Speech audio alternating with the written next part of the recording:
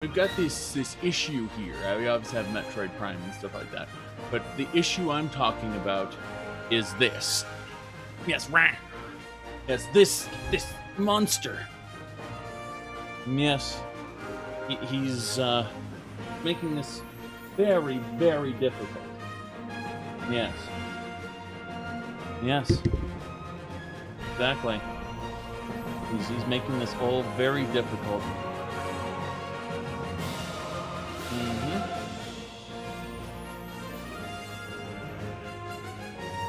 Seriously, I just want to start the stream, and then this cat decides, I need to be in here, I need attention, I need attention, I need more attention. No, you aren't paying enough attention to me. Yes, brown. Come on. Okay, how about this? Here's what I'll do. Okay, so what I'm going to do is I'm actually going to turn off the filter. So there's a heavy filter on this right now. If we just turn that off. And now you can hear all the background noise. Okay? And you can hear the rah. Yes.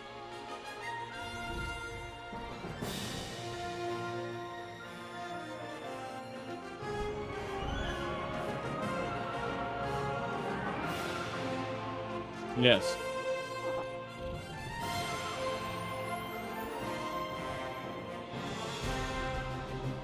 Is that meow? Meow? Okay, you told me. You told me. Yes. There you go.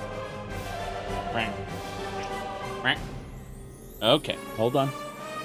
We got this. Step 1, move coffee. Step 2, pick this up. Okay, good. Now, peace.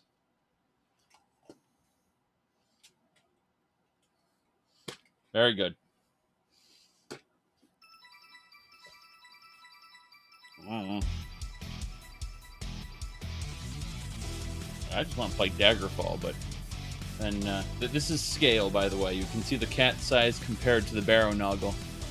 There you go. It's not my cat.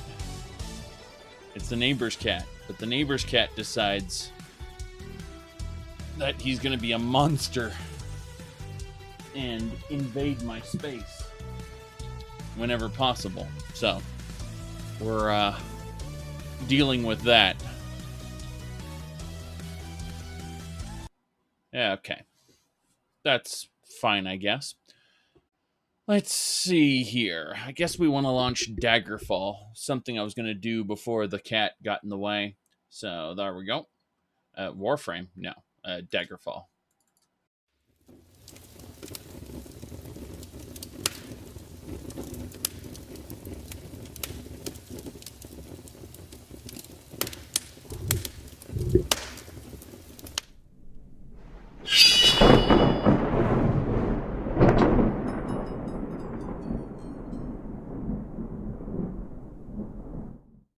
See this chair? This chair contains cat. Yes. Yes, it does. Thank you.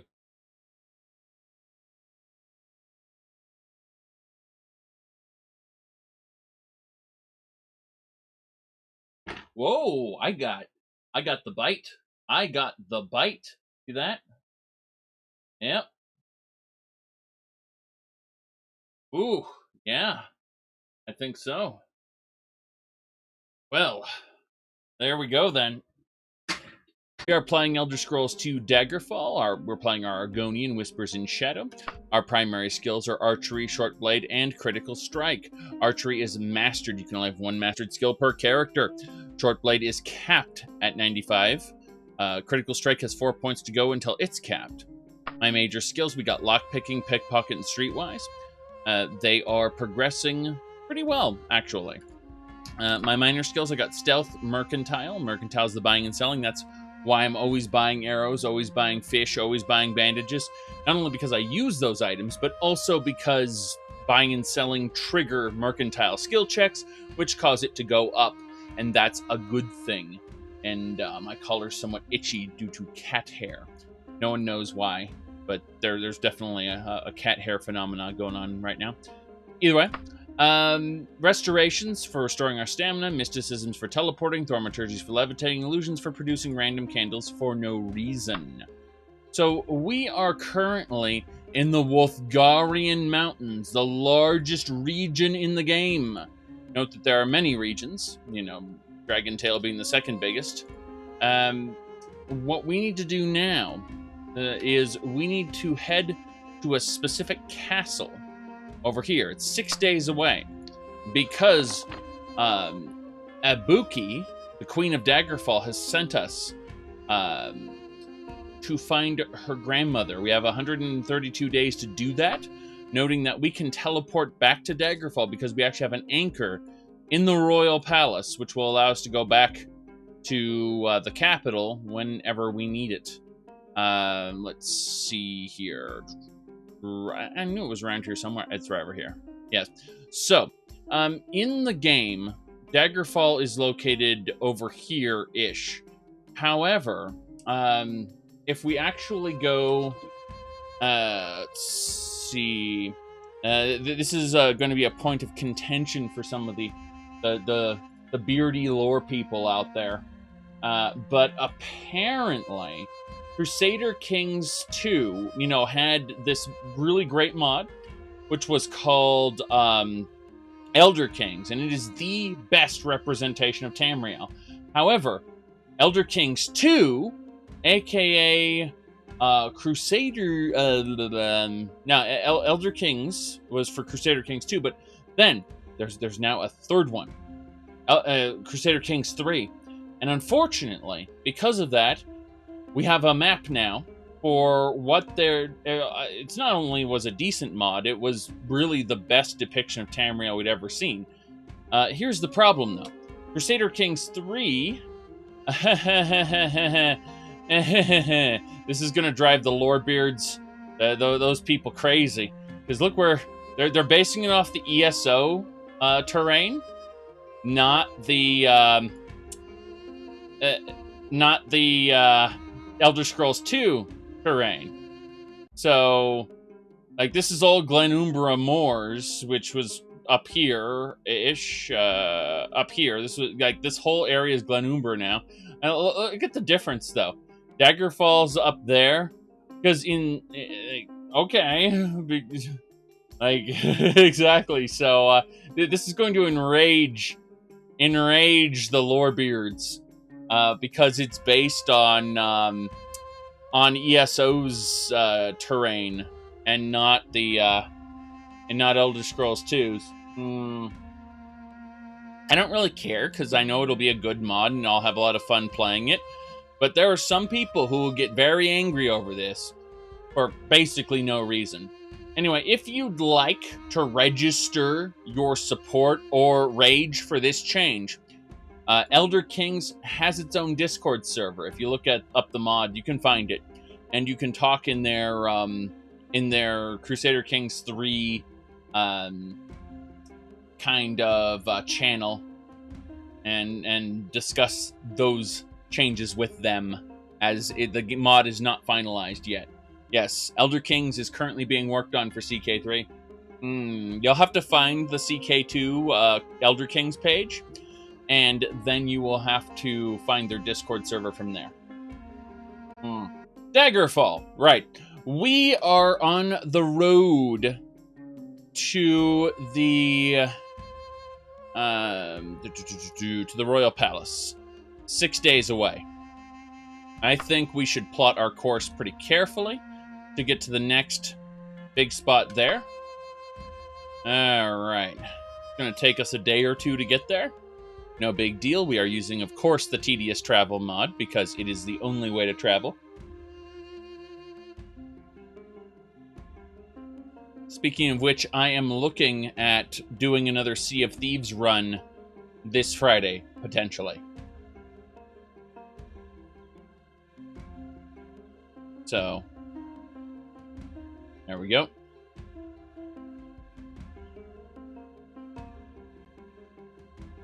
I mean, Elder Kings is really, really good. I've only done 3 run-throughs, but I constantly talk about the one I streamed once, where I was the Lord of House Dress, and I started a war with the Argonians, of course, and they all allied, all the different tribes allied against me. I thought I was going to lose, but then Amalexia sent 2,000 Daedra to assist me because my character, before starting the war, had done the pilgrimage, and therefore had gained a lot of tribunal temple reputation. And so Amalexia had high favor, and she sent 2,000 Daedra to help me, and we wiped the floor with the Argonians. It was a successful war, and we managed to claim like 3 territories of Black Marsh as parts of Morrowind. Okay. Let's go. You said, oh, you're asking, does Elder Kings use too much DLC? Elder Kings actually works without any DLC at all, but it supports many of the DLCs to add extra functionality to the mod. Anyway, let's see here. We are going to... Yeah, we just had a priest that stopped us and said, "May Akatosh bless you." I'm like, Akatosh, Smackatosh. No one cares about Macintosh. Yes.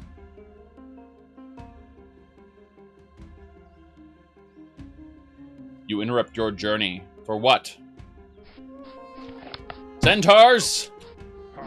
Aha! Right. I've also got Fallout 76 working completely now in Proton, which means I'm just running it natively in Linux. It's got some lag in certain interiors, but otherwise it runs better than in Windows. Yeah. As in, I have a Windows installation and I have a Linux installation, and I've tried both side by side on the same hardware. It's like, oh, nice. It runs worse in Windows in the open world areas, and then in the interiors it runs slightly worse in Linux. I know, weird. Okay, everything looks good so far. Just gonna pick up some money, grab that Elven Warhammer. Absolutely. Ebony Saber, we'll definitely take that. You're losing too much heat. Damn shame. Damn shame. Okay.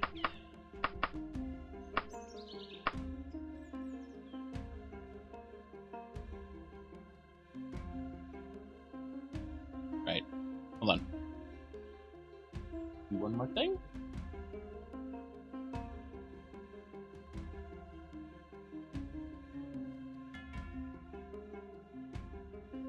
Okay. Need to stop. No hunting. Cast stamina a few times. Need to see about our clothing. We got a formal... No, we have 2 formal cloaks on. How the hell can we...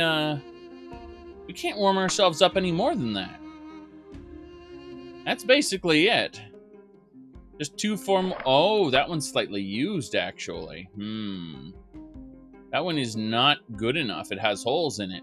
Okay, never mind then. Let's go with these 2. Yeah. Yeah, one of them had holes in them, so that's why I was getting cold. Speaking of which, I'm still getting cold, but let's stop. Let's have a meal really quick. Eat some fish. Fish are important. They give you a little stamina buff. Good, good, good.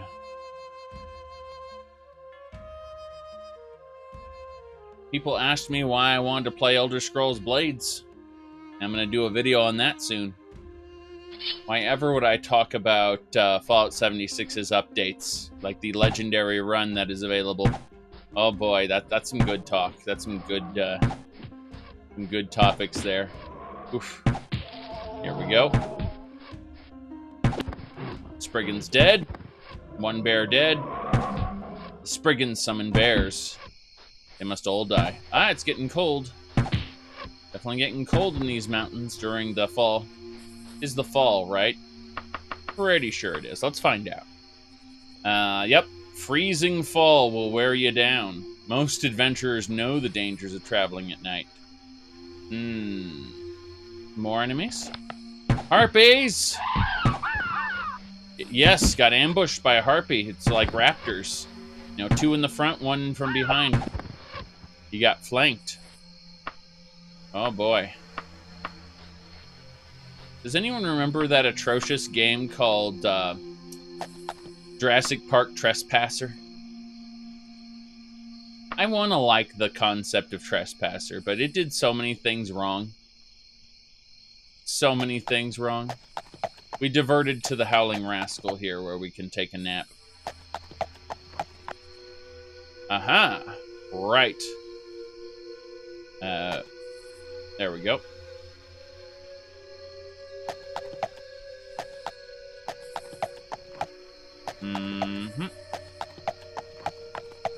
Where the hell was the entrance? The Howling Rascal. Oh, there it is. I just missed the entrance the first time. Hello, sir. We need to talk. The room is free for a knight such as you.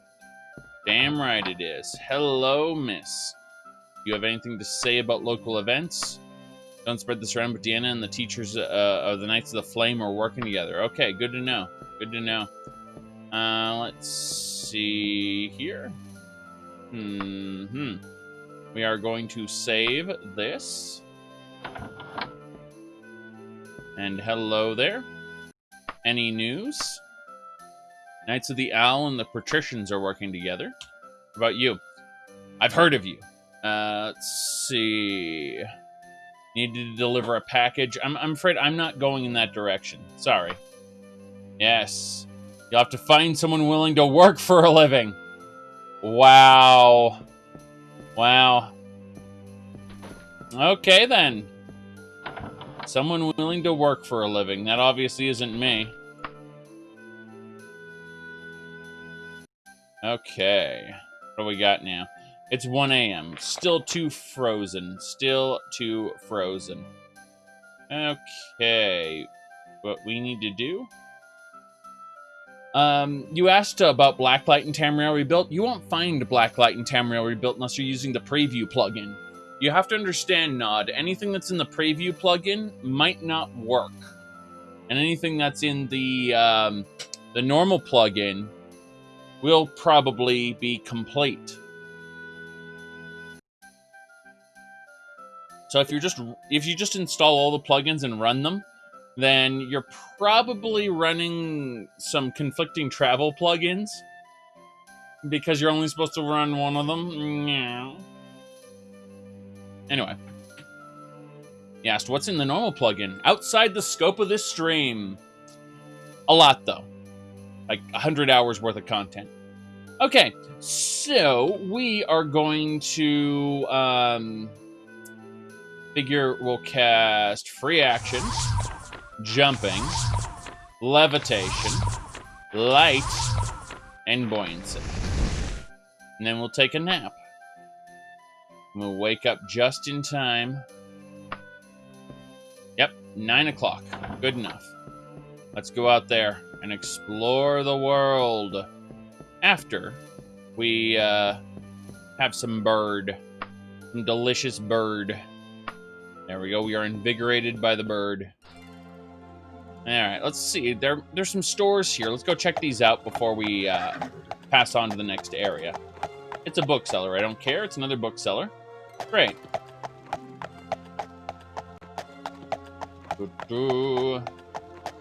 I guarantee you the current layout of Blacklight will not be what it looks like in the future.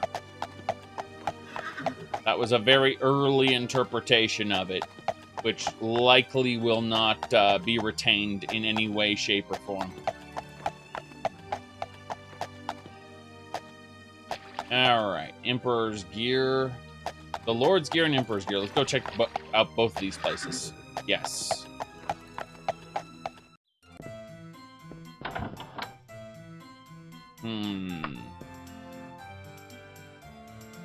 Ooh, yes, how will it be different? How do I know what the developers are going to do in 4 to 6 years?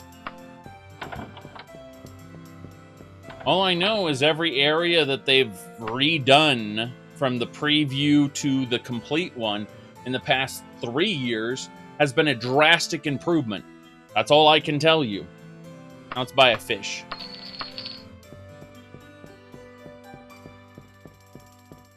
Okay. So, next... Oh, there are 3 stores. I see how this works.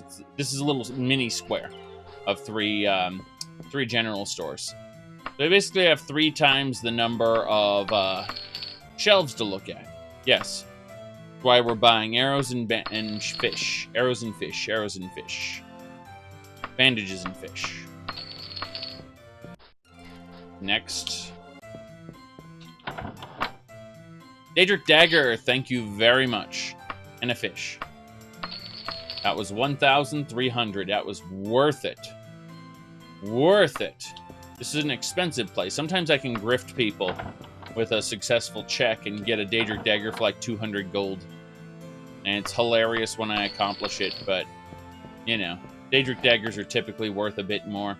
Either way, what we're going to do is we're going to unequip this Daedric Dagger I just bought and find the one I was using. And it looks like all of the Daedric Daggers I have are in brand new condition, so I'll just grab the one I've had the longest, and I'll shove the other 3 in the wagon. There we go. Yes, someone has worked tirelessly to ensure that EMBA 5 was able to be run on their Test 3 MP server. Alright, let's see. Experimental products. We got one more store we haven't looked at. Let's go see where that is. Curiosity. Alright. Do I own a house? Yeah, I'm right over here, but my house is in Tasso Parrot. Over here. Yes. I would highly recommend checking out the episodes on YouTube. I'm sure if you skipped around enough, you'll find me in my house with the decorator mod, modding the hell out of the house. That's a jewelry store. We aren't going there. We need to continue on to... How far is it? 5 days away? Damn, I don't know if I'm going to make that. At the very least, we can get to the nearest city. Quote-unquote 5 hours away. I don't think we'll stop there, but just in case, depending on how we feel, I'll head over there right now. Nice these knights don't want to stop me, because they want to stop me in other regions. They don't like me very much in several regions. I'm a known thief. But I'm dependable here. They really like me. So, the legal reputation of this particular faction, or this particular region, sorry, loves me. So it shall be.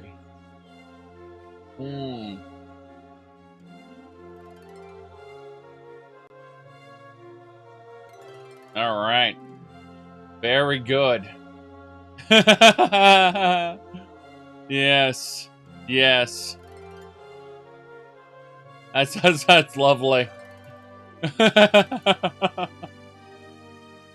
Okay.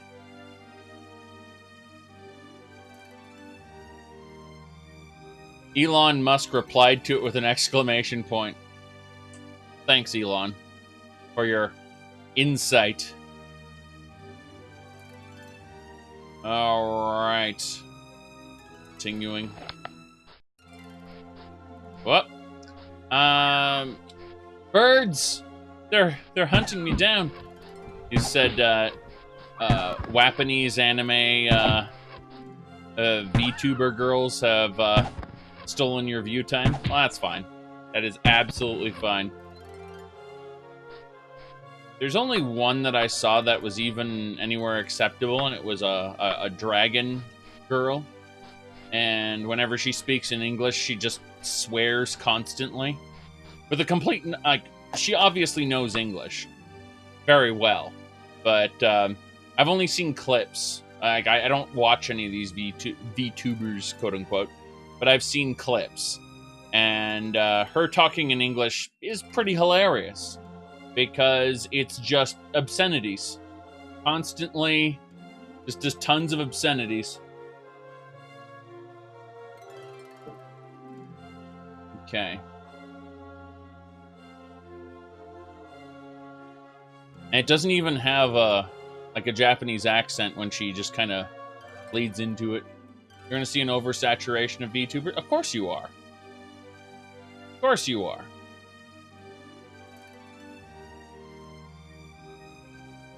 Problem is, most of them, at least the Hollow Live ones, are underpaid, grossly underpaid. Anyway, flock of birds. Do not hunt them. I don't need to hunt birds. I have fish to eat. Yes. But not these fish. These fish are for later. I have wagon fish, which were purchased a little while ago and should be eaten first.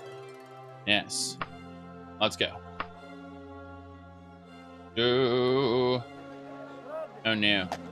Yeah, so when they're talking about the quote-unquote oversaturation of VTubers, what they're talking about is what is currently in the live streamer market. You see, because I have more than 5 viewers, I am actually in the 95th percentile of streamers. Like, I'm in the top 5% of streamers because I have more than 5 viewers. That's a lot of streamers who don't have anyone watching them. So, Highwayman. No, I'm not gonna give you my gold. I'm going to kill you as soon as you, you are behind a tree. That is, definitely a well-dressed Highwayman. Let's go ahead and go for the stab. Satchel. Nothing in their satchel. Damn shame. Yes. I quite liked Evangelion when I initially watched it, but that's because I didn't think about it too much. Having revisited it after becoming a bit more of a critic, someone who's read a handful of things. I've read more than 4 things. So having done that, I went back, watched Evangelion, did not like it. Absolutely did not like it. But that's because everyone's a dysfunctional piece of shit in Evangelion. And the show is meant to be depressing. Oh, nice, there's a priest here. A priestess, technically, but either way. Ah, here we go. Ooh. Yes, everyone's a dysfunctional piece of shit, and the series is more or less a depression show. Don't get me wrong, I mean, like, any kid who would willingly get in a giant robot to fight would probably be horribly dysfunctional. Well, Gantz, at the very least, explored what the characters would do, instead of just continually put them into a monster of the day situation. Gantz did a bit more with it, and actually had, well, I could talk about it, but I'm not going to, because I'd rather keep buying fish.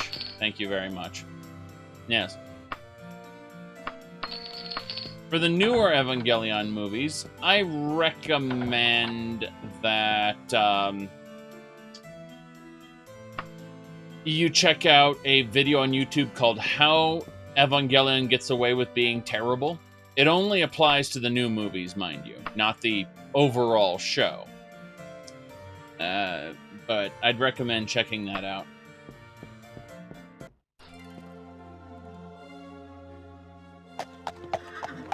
He said, isn't that the point? No. Evangelion is a mecha show. It's just that the author got extremely depressed during the making of it, and then,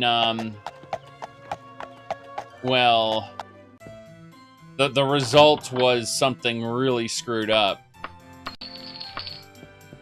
By the way, the guy who wrote the screenplay for episode 1, like the setup of Evangelion, also wrote for Razafon, and it shows. If you want an example of an Evangelion-like show that doesn't carry the themes of deep depression and brokenness in it, Razafon is a good mecha show.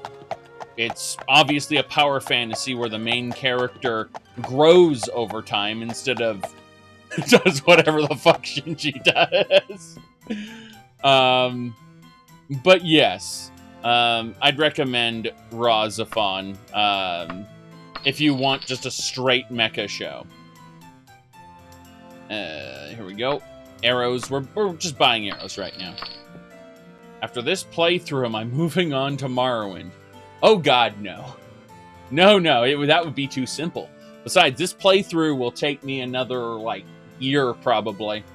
And then, of course, mods will come out and improve it, so... I will definitely be playing more Morrowind. That's going to happen. I'm also going to be playing more Skyrim, and possibly even Oblivion. But there's no timeline to which, well, as soon as I do two more sessions of this, it's going to be on tomorrow. No, you don't understand. This playthrough's probably going to go on for like another 8 months or something. So, let's finish buying arrows and other junk, and then we'll head on out. Yes. I was hoping they'd have another Daedric dagger or a Daedric longbow, but doesn't look like they do.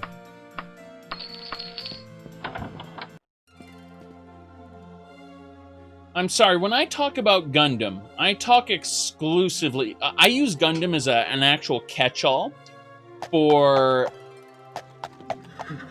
Mobile Suit Gundam, Zeta Gundam, and Char's Counterattack. And possibly, occasionally, War in the Pocket and 08th MS Team. But mostly just Mobile Suit Gundam, Zeta Gundam, and Char's Counterattack. If you get the cinematic version of Zeta Gundam, then the main character doesn't turn into a vegetable. You said Robotech. Macross, yes. Alright.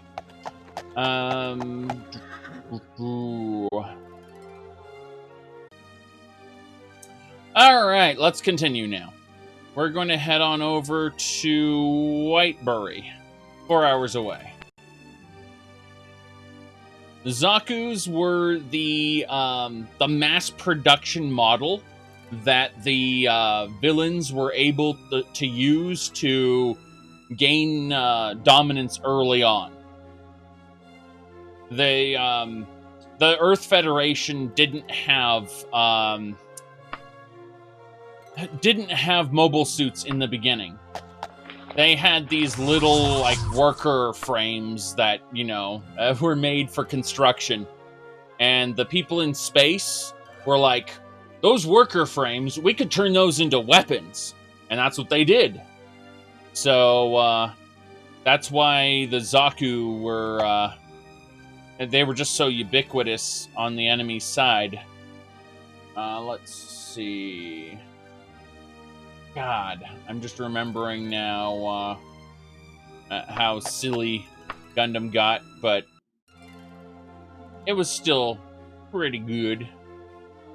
It was a show ultimately made to sell toys, and it got worse later on.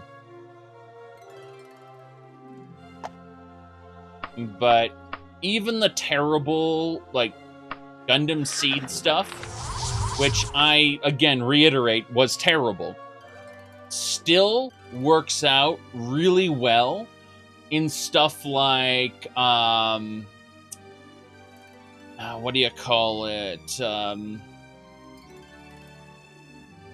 Super Robot Wars. Yes, it was.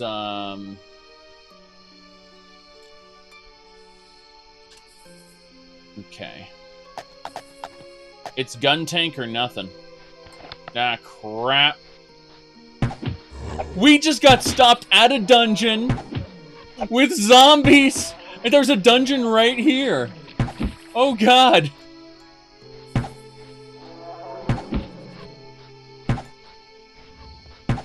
No. No. Zombies. So many zombies. Dagger time. Hacky slash. Yes, mincemeat. Alright. You see a dead zombie. Damn right I do. Pluck those arrows out of the corpse. I missed one. There it is. Okay. I suspect... Are you a friend or are you an enemy? You're a friend. You aren't attacking me. Very good. Let's dive into this dungeon and see what it's like. What is this place? Wow. It's Bilth Hollow. Okay, this area looks great so far. But let's... Yes.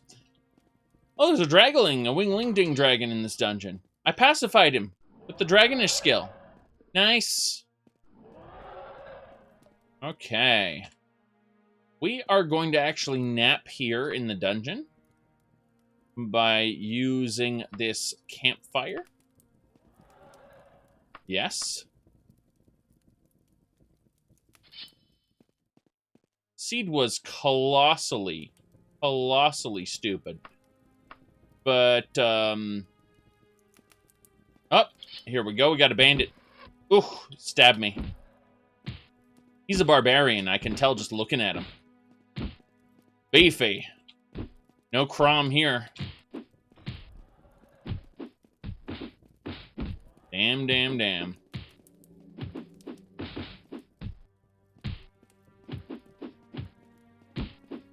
You know what I wish they'd do? I wish they'd revisit Soul Eater and restart it from the part where they added Arachne and just completely redo it from that point on. Do it like a Full Metal Alchemist kind of situation there. Because they kept on going.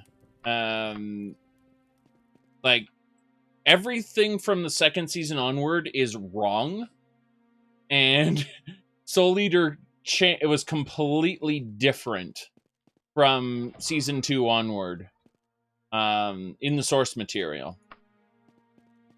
I mean, they ended up teaming up with the witches and fighting on the moon, for God's sakes. In that... Oh, crap, it's a lich! It's a lich and it hurts. Okay, let's do this. Paralyzed. Need to use a free action potion. Do I have a free action potion? I do not have a free action potion. Unrestrainable symbol. Let's break free. Good. Not good. Not the good. We need to use Force Bolt. Purge him. Excellent. He has been purged. Just like this entire city. What? No. Can't do Arthas today. People will say, speaking of Arthas, are you going to play Shadowlands? No! Shadowlands will be the first World of Warcraft expansion I choose not to play at all. I played Warcraft since beta, and I'm done with the franchise. Thanks, Blizzard!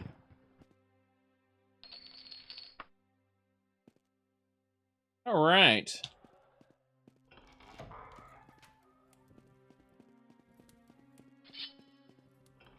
Aha.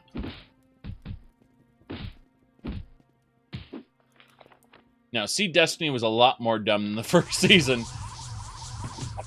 When you saw Shin gripping the cell phone of his sister, and you realized his entire reason for fighting was going to be his dead sister, and then like everything about like just seeing him gripping that pink cell phone and going, yeah! Like from that point on, you knew that it was going to be trash. Like there's absolutely nothing good can come from that. Like it was evident from the very beginning that it was going to be garbage. By the way, we're done. We're leaving this dungeon. It's not going to really help us here. It's 3 a.m. We're going to actually... we need to get to the real dungeon. I just wanted to check this place out because we stumbled upon it randomly, and that was kind of nice. But it's 8 a.m. Perfect time to travel. Yeah. This is good. There's that person there. Kind of ignore them. Hello, hello. And we're going to pinch some gold pieces. Pinched a gold piece. Excellent.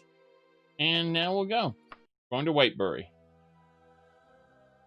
Very good. Now then. I used to play with Blizzard, well, now former Blizzard employees. I was really in the social group, let's just say. Like, I used to travel to Irvine on a regular basis, for God's sakes. I'm out of coffee. This is bad. But, unfortunately, like, other people go, well, Cataclysm was terrible. Actually, Cataclysm was pretty good. People don't like it because they made a huge mistake. They erased the old content instead of splitting off the new content and saying, this is the new version of the old world, this is the old version of the old world. They should have done that. Now, we're not going to talk about who I know or knew at Blizzard. We're merely going to say that that was one of my main reasons for playing, is these people I have known for years were running guilds, and I was in said guilds, and I enjoyed it a lot. But as the base of people dwindled, let's just say, I stopped caring about it as much, and then they more or less ruined the lore completely and utterly. I mean, admittedly, Legion was the point. I just looked at the... Warlords of Draenor, I should say. Warlords of Draenor and Legion were both the points I looked at this and I said, this doesn't even resemble Warcraft anymore. You've completely destroyed it. And people go, actually, the earlier games are all retcons. You have to go read the novels now. No, Pandaria was good. Like, people like, I don't like the Kung Fu Pandas. Shut up. Chen Stormstout was a central character in the epilogue of Warcraft 3, specifically the Frozen Thrones extra campaign. And he wasn't just a joke character. He, like, fought alongside everyone. Like, Pandaria was a good expansion in the beginning, and they ruined it later. But yeah, I mean, it's just pretty awful. What they ended up doing with it later. I would say Pandaria's issue in the beginning was there were too many daily quests. So what they did was they added more daily quests. Okay. Let's see here. We've been interrupted. Tigers.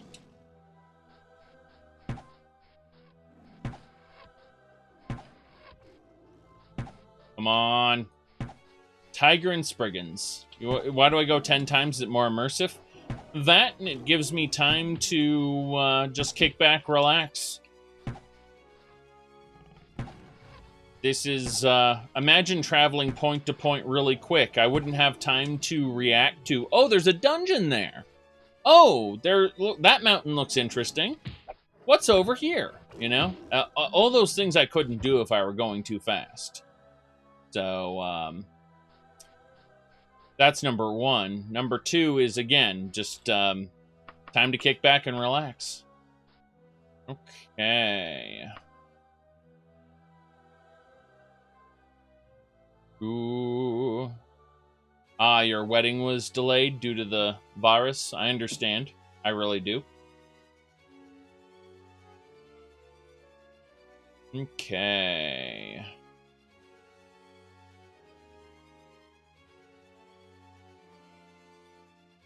Yes. Would you travel Britain on horseback in real time? I'm sure everyone would. I'm sure that's something everyone wants to do, and I'm totally not being sarcastic right now.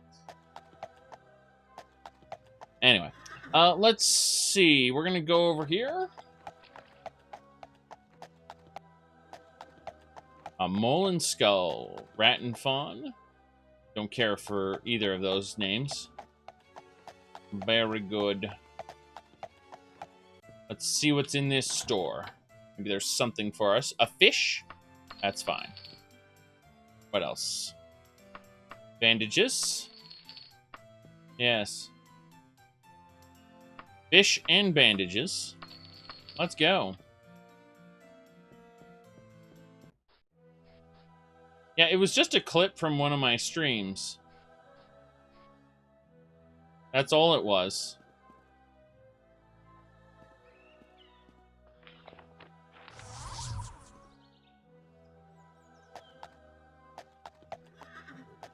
The Mole and Skull, or the Rat and Fawn. Rat and Fawn it is.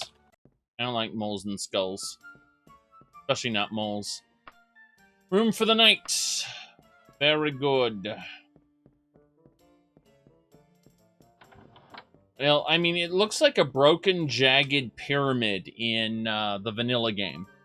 And then in the version we got, the, whatchamacallit, Daggerfall Unity with the, the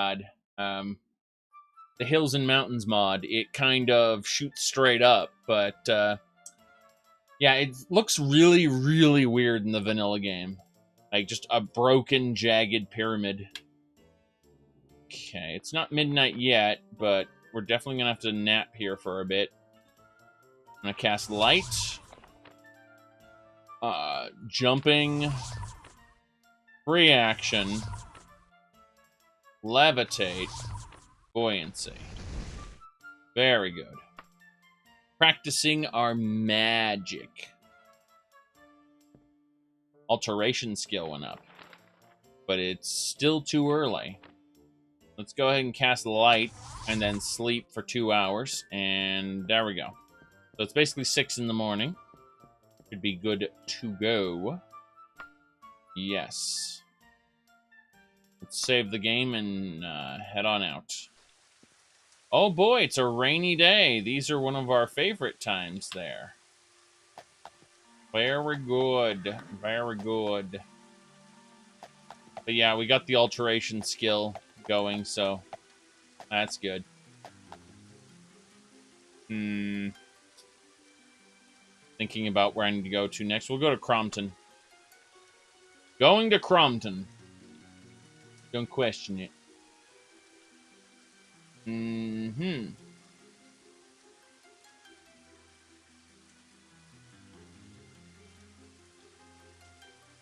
Gonna take a moment.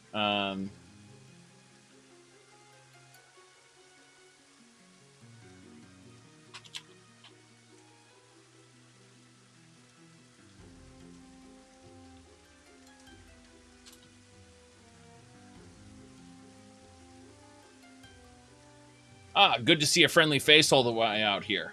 I'm currently making a pilgrimage throughout Walfgarian Mountains. If you're ever ill, look out for some temples. Kinnereth, Bless you. Yes, Kinnereth.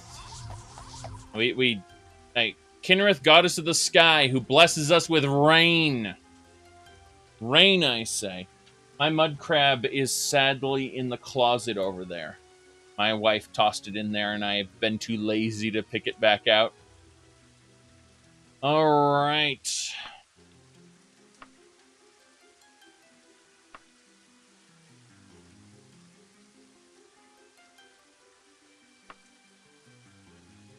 Fishy, fishy. Done. Cold is slowing you down. Too bad.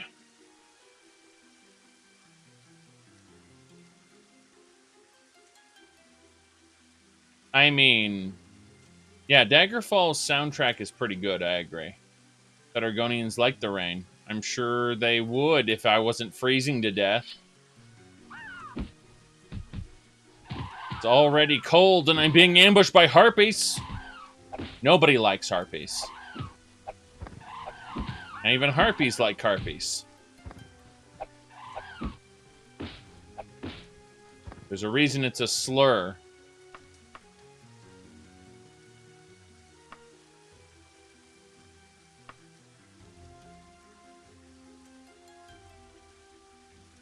Ooh.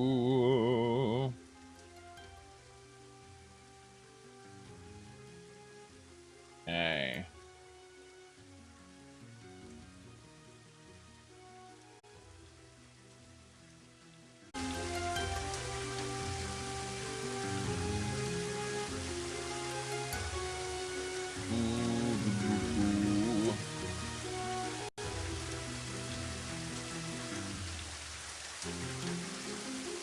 I think Jellopocalypse only ever made one mistake in his YouTube career, and that was he posted a political video.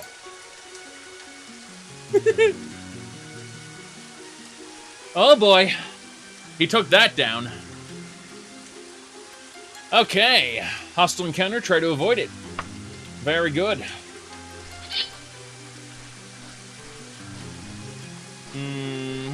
Here we go.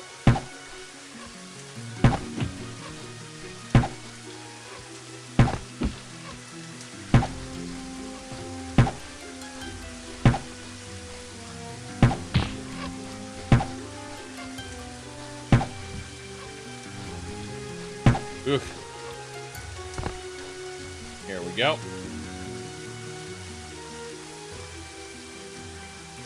What else? I mean, if you're gonna go with Card Fight Vanguard, you might as well go to Buddy Fight and like all the other card game anime. They're all generally bad. Yes. Let me see here. Speaking of bad things, let me really quick go over to my profile because I'm pretty sure I retweeted something. Ah, here it is. There we go. So, does anyone remember The Last Samurai? It was a movie. Yes. Here we go. So, yes, The Last Samurai. And, you have the guy, you know, the white guy in the samurai armor there. And, you know, then... Fucking weed. I love it. Just...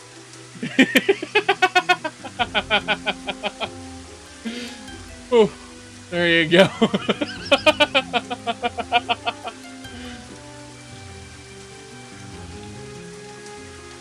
Yep.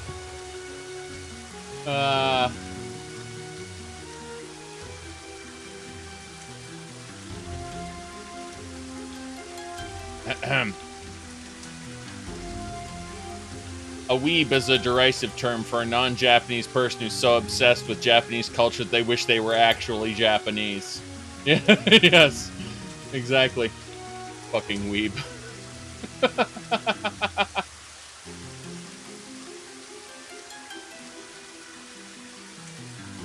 Crompton, go!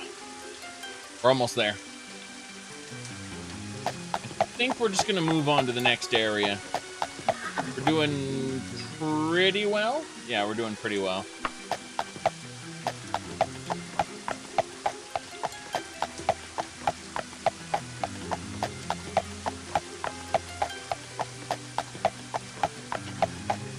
Japan's a nice place to visit, but I definitely would not want to have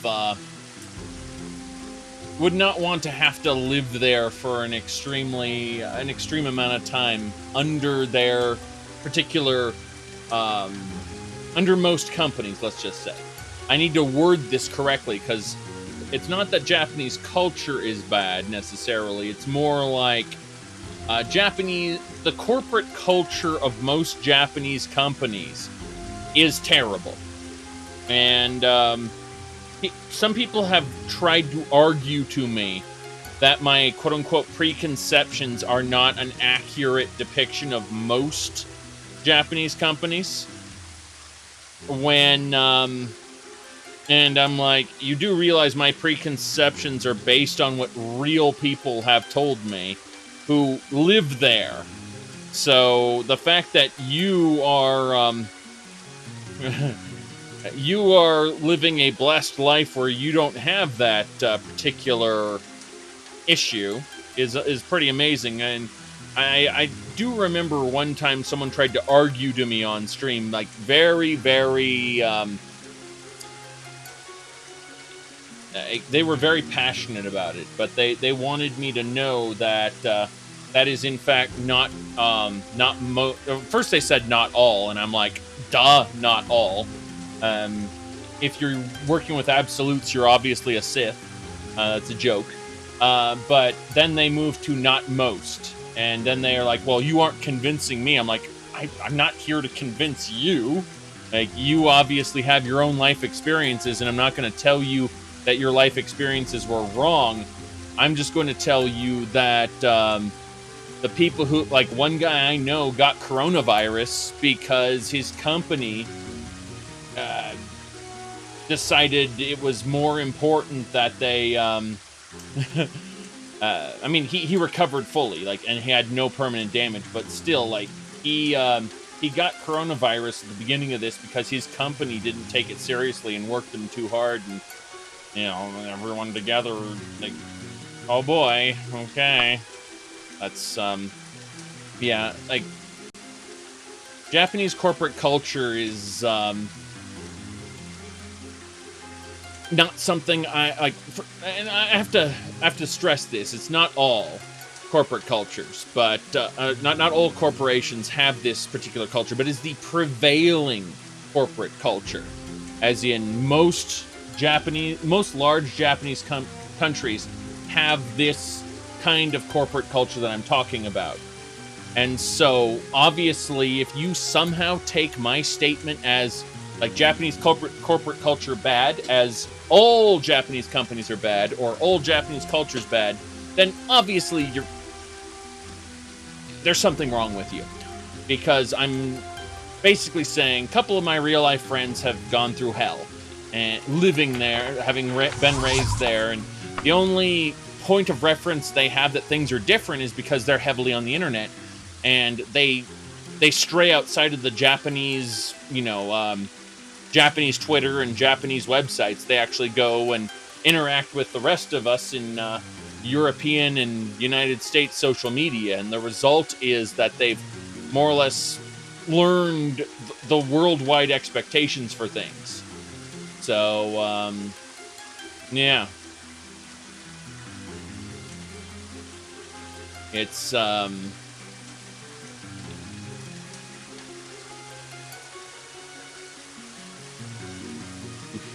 let's see here. No, we're not going to hunt that. Ooh. What Bathwater's describing is actually a minority. It's a trope for the most part, and it tends to happen in certain offices, but that's not... It's more a trope than anything else. Hold on. No. There's a bandit that wants to jump me. We're going to fight him.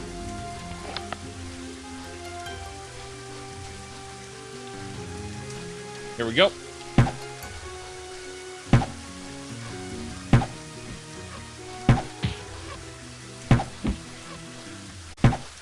Come on. Got him. Thief is dead. We got him. Very good. Aha. We've arrived. What's happening? Good. We can probably get to the city from here, Aldenworth. Yeah, let's do it. We got enough time. I'm pretty sure we can do it.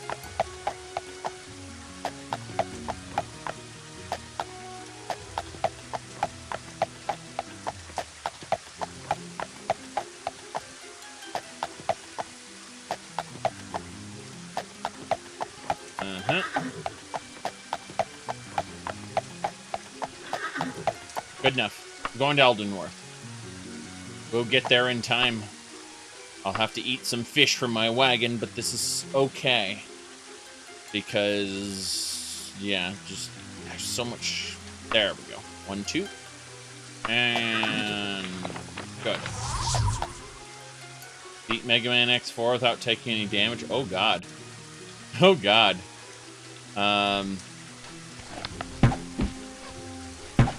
I need to make a picture of Fallout 76 with the repair kits being free, because I know how to do that. I know how to make all the items look free. And I'm just going to make a tweet that says Fallout 76 is a perfectly balanced game with no exploits, with a full page of free repair kits from their Atom shop. I think that's what I'll do. Let's see.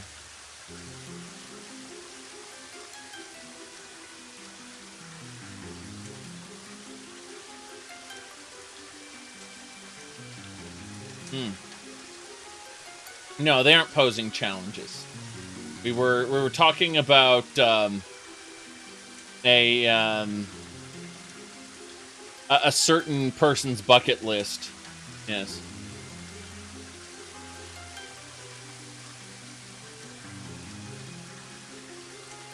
Yes, but unlike the spiffing, the Spiffing Brits titles are not trademarked or copyrighted in any sense. Like, his convention is not exclusive to him, meaning I get to do it. People get to point and say, you copied him. And I'm like, damn right I did. What about it? Gonna sue me? Because I'd love to participate in a lawsuit I can win. Those are the best kind. Alright. Let's go. Aldenworth! Ooh. Online culture of cheating? What are you talking about? I cheated a lot in my video games.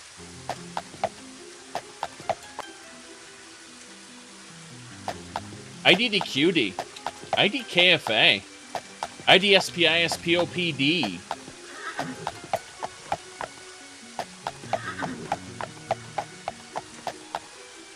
Oh, you mean Team Fortress 1 wall hack that I used back in the day? Yes.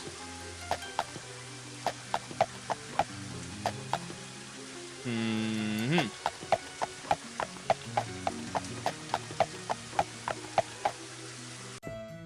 You know, a certain someone tried to trademark React.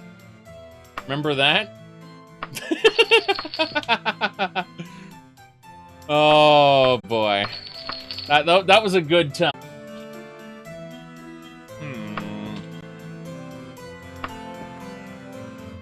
Nothing we need here. Late, it's raining, it's not a good time. Let's go to the Mages Guild, see if we can buy some magic items. The cold's starting to get to us. It's rainy and bad out here in the Wolfgarian Mountains in fall. This is the worst time to travel through the mountains. But I've got to do it. I've got a destiny. Self-made destiny. Hello, sir. Magic items.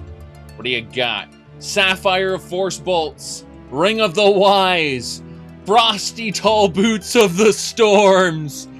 Okay, we are buying all the things. Here we go. We do not need the katana of water walking, but this is fine.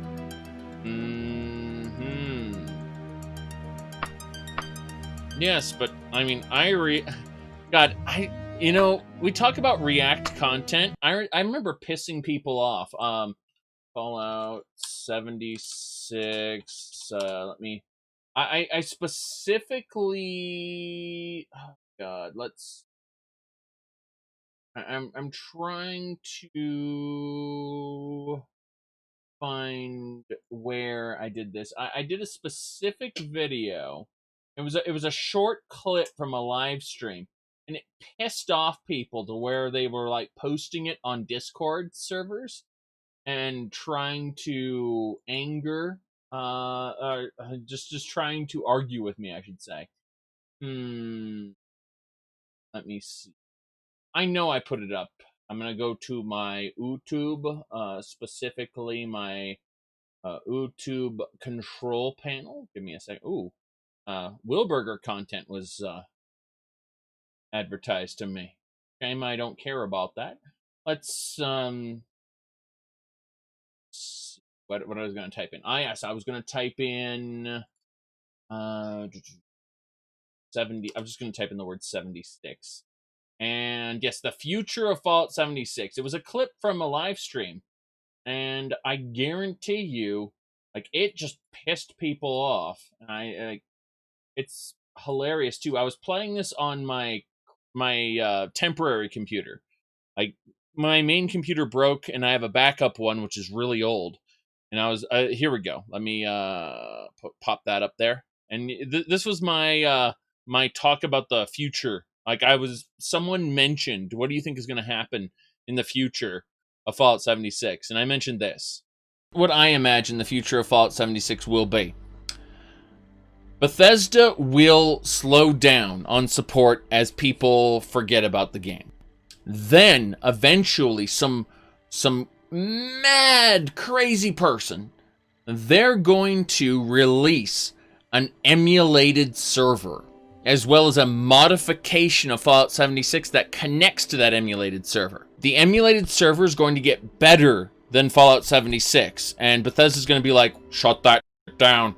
And it's going to be too late because it's already on the internet. So we're going to see Bethesda get all this hate because they said shut that down to the emulated Fallout 76 servers. That's my prediction for the future of where things are going. So here's the testing lab. Test the water. It's contaminated, right? Analyze your water sample. It's severe. Diseases, water, dirty water. Got it. Archives. Contaminated, extreme, fatal, serious. Wow. Find water and strain out any big particles and chunks. Then, boil it in a pot over an open fire for a minute or two, then let it cool. Should be fine. Like making tea, right? Uh-huh. You joined the responders a while ago and helped develop a program to train volunteers. So, were you a survivalist prior to all of this? You could say that. I taught high school kids. I used to talk about this very thing to them. Practical application of the sciences. Okay. That's a good question, Dasa. Well, I would tell you all to remain calm and focus on surviving. The first thing you need to do is get yourself some clean drinking water. It's likely all you'll find is dirty water. Are you from Diablo 1? Fix it. Dirty water carries a small chance of disease, and it's a bit radioactive. You'll probably survive if you drink it, but you shouldn't take that risk. I sense a soul in search of answers. Of course, I'm testing local, natural water over time in Appalachia.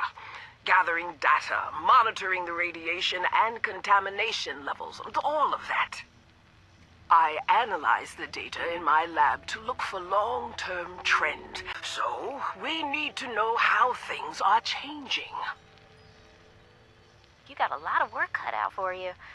I'm glad you joined the responders. That data sounds invaluable. It is. I've integrated the data collection. Hello, good friend. The greatest power is often the shortest lived. You may find ancient words of power written upon scrolls of parchment. The strength of these scrolls lies in the ability of either apprentice or adept to cast them with equal ability. Their weakness is that they must first be read aloud and can never be kept at the ready in your mind. Know also that these scrolls can be read but once, so use them with care.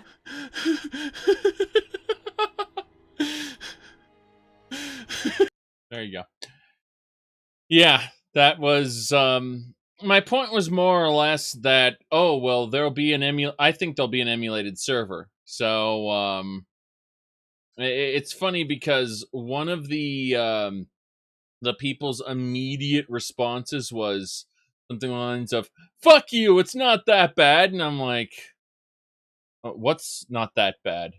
What do you do you really think this is going to be an endless well of content? Or are you sure about that? And it's just hilarious. So yeah, but I don't know. Anthem what? You mean Anthem still had its Christmas decorations up 3 months into the next year? Anthem? Oh my goodness. So, yeah, let's see. Okay. Yeah. Ooh. That emulated server is going to happen just on the grounds that modded tools aren't available? Well, yeah. Exactly. Exactly. Alright, so what we need to do is put on our necklace of let me rip you off. It's the Torque of Friendship. Oh god, I click on the Torque of Friendship and nothing. There we go, got it. The Torque of Friendship has increased my personality to 100. With that, I can more easily rip him off when I buy the Gem of Force Bolt, the Surcoat of Venom Antidote, the Boots of Storms, let's see, Ring of the Wise, ooh, and that should do it. Might as well pick up Straps of the Protector too. God, I look terrible now. Very well, 6,000, let's do it. So you can already see the buffs I have from this. It's actually pretty good. Intelligence boost. Yes, intelligence boosting is very important. But we're going to ignore all that and unequip this stuff now because we don't want to mess with it. What we want to do now is we want to actually go to our wagon and shove some of these magical items into the wagon. The Ring of the Wise, the Surcoat of Venom Antidote, the Short Shirt of Fireballs, the Skirt of Good Luck, keep the Wand of Magicka around, Steel Sword of Friendship. It won't hurt anyone friendly. In fact, it makes them talk. Let's see. A Long Shirt of Good Luck. The long skirt of, we'll keep that Skirt of Good Luck. I got 2 Wands of Magicka, which is nice. Guess I don't need either Wand of Magicka. Well, I have the Amulet of Magicka, so we'll put the wands away for now. Put Sash of Good Luck away. That should do it. We are actually in a pretty good situation right now with our Boots of Toxic Clouds. Let's unequip these Boots of Ice Storm right now. Put those in our wagon as well. Same thing for these Straps of the Protector. As nice as those are, we don't need them at the moment. Instead, we'll equip our nice coat. Very good coat. That coat. Very good.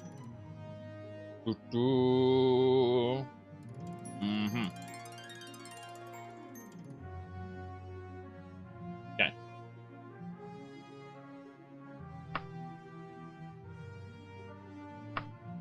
Yeah, we're fine. We just need to put the rest of this stuff away.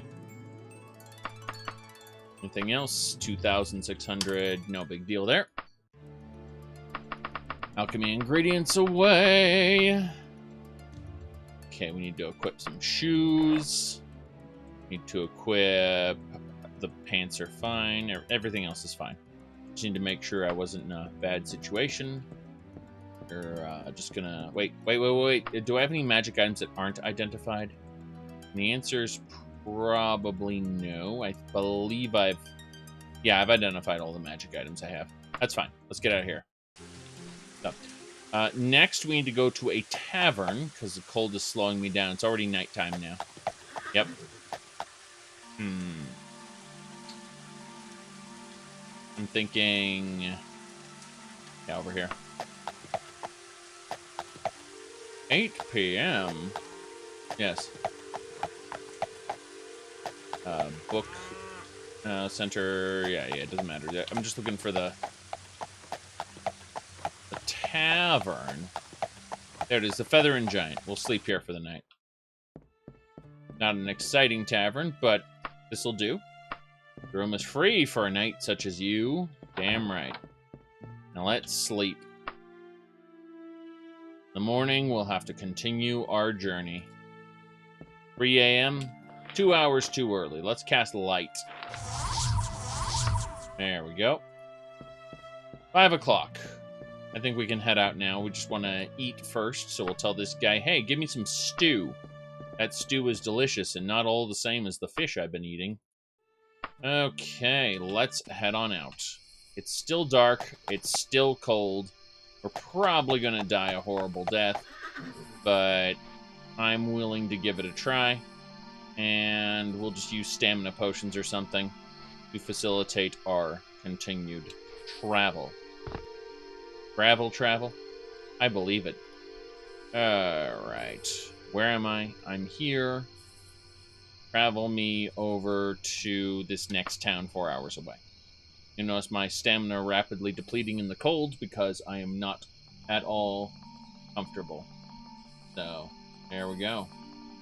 Let me see here. I need to back off. Don't know what... Oh! Spriggans and bears, oh my. Luckily, we have light! Something about filling a dark soul with light? What? Okay. Kill the Spriggan first. In my opinion, if the bears are being controlled by Spriggans, you should be able to confuse the bears by killing the Spriggans first. Maybe they won't stop attacking you, but at the very least, they should be confused a bit when they're whatever controlling them die. That's my opinion anyway. I realize that's not how the magic works. The magic enrages them so that they attack everything but their master.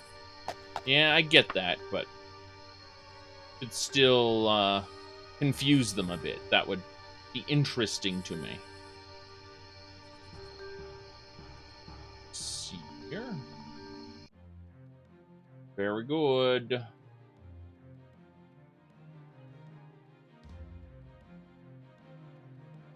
Yes. Okay.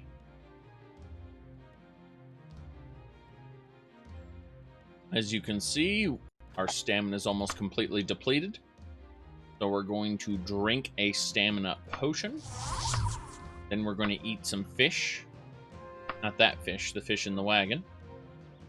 Wagon fish are best fish. Oh, we're actually in a pretty good situation here. No, we're not going to hunt birds. We're going to keep going. Nope. We're going to pacify the Fighters Guild agent and keep going. I think CK2 Elder Kings is pretty much done. So, yes.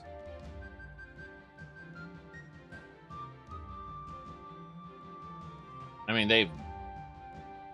Like, what else is there to add, really? Elder Kings is the best depiction of Tamriel you're going to find in a video game. Okay, let me actually replace these pants with something else. I'm gonna type in the word pan. Interesting. Sure. Yes, we'll replace the pants with a skirt and still be somehow not freezing to death. Very good. Shirt. Oh, crap. The cloaks are actually wearing down. That explains it. It was all that hard weather. Okay, let's go grab 2 new cloaks and put them on. Additionally, these boots can probably be replaced with better shoes. We're just going to go through and replace all our clothing with the best clothing we can get at the moment. Probably waste an hour. Yeah, and brand new shoes. And then this coat we can replace with another coat. This coat. There we go. Everything has been replaced with brand new clothing. And then I'm going to rest for 1 hour at a campfire. And that'll warm me up for my journey the rest of the way, I think. Camping equipment is broken. Really?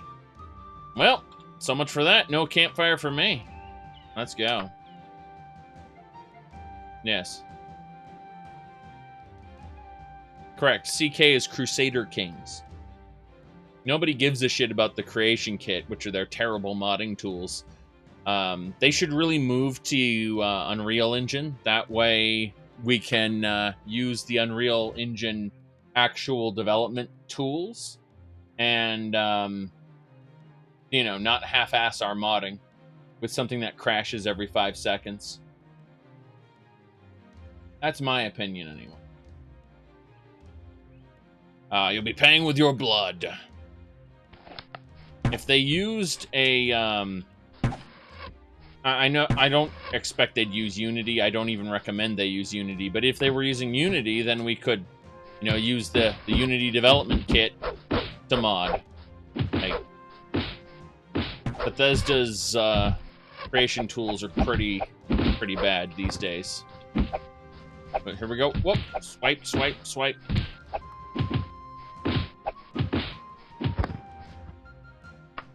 I'm just thinking eventually they're going to go the Doom Eternal route, or should I say Doom 2016 route, and say, you know what, we don't need to support modding anymore. Have a... have snap map.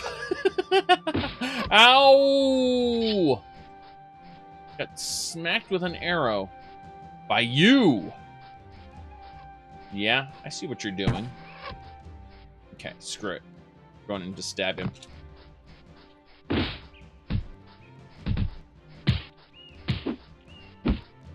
I mean, no matter what engine they change it to, they're going to have challenges. I'm serious. Like, there is no magic wand you can wave saying, you know, switch to Crisis. Not Crisis, but CryEngine. Terrible idea, by the way. Excuse me, what's over here? Is that a graveyard I haven't seen? But, there is no magic engine they can switch to that'll instantly make everything better. Unfortunately. Yes. Yeah, correct. No matter what engine they use, they'll still be Bethesda. Now, hold on a second. This graveyard that's right in front of me... That's not on my map. There's no graveyard on my map. I just saw it, stopped, and was like, let's go check that out before I go anywhere else. Huh. Graveyard in the mid-nowhere. Nowhere, yes. Okay. So, what do we find? Yeah, it's a new graveyard. The Buckingsmith Tombs. Unfortunately, the tombs aren't really awesome. They're just like 2 rooms. They're really small. But what the hell is this? What? Is that a wood texture?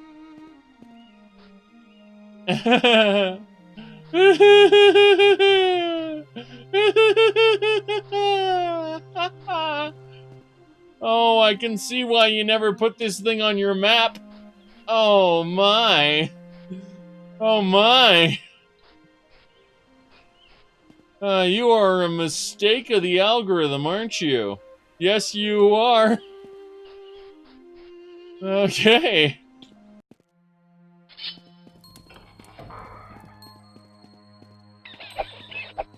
Kill the rat. That's a secret door. Nothing here. We'll go in that secret door afterward. I can tell because of the texture. Like the line there. Yeah. Bam. We're going this way first. Rat. Arrows. Daedra Heart. Daedric War Axe and a mummy wrapping. And garbage. Wait, I'll take the mummy wrapping there. And let's kill ourselves. Save it under 11. And we'll kill ourselves now. Oh, I thought when I interacted with this coffin it hurt me, but it didn't. Huh, interesting. Well then. Let's go check out that secret door here. Huh. There's a torture chamber. Okay. This place was pretty small. Nothing here. Yep. I told you, all the dungeons are tiny. Or not all the dungeons, but all the graveyard dungeons are tiny. Cast stamina, continue our journey. Just a random graveyard that doesn't look very good.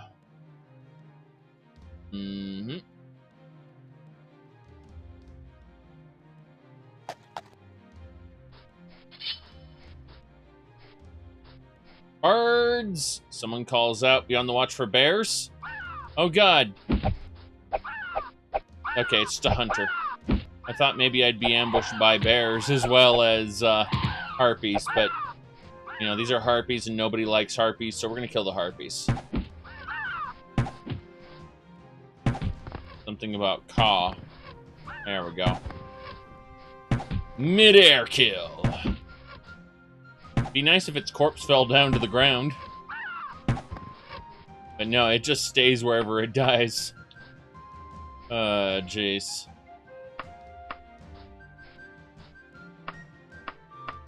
Well, yeah, this hunter said, be on the lookout for bears. I'm like, okay. Goodbye. Don't worry about it.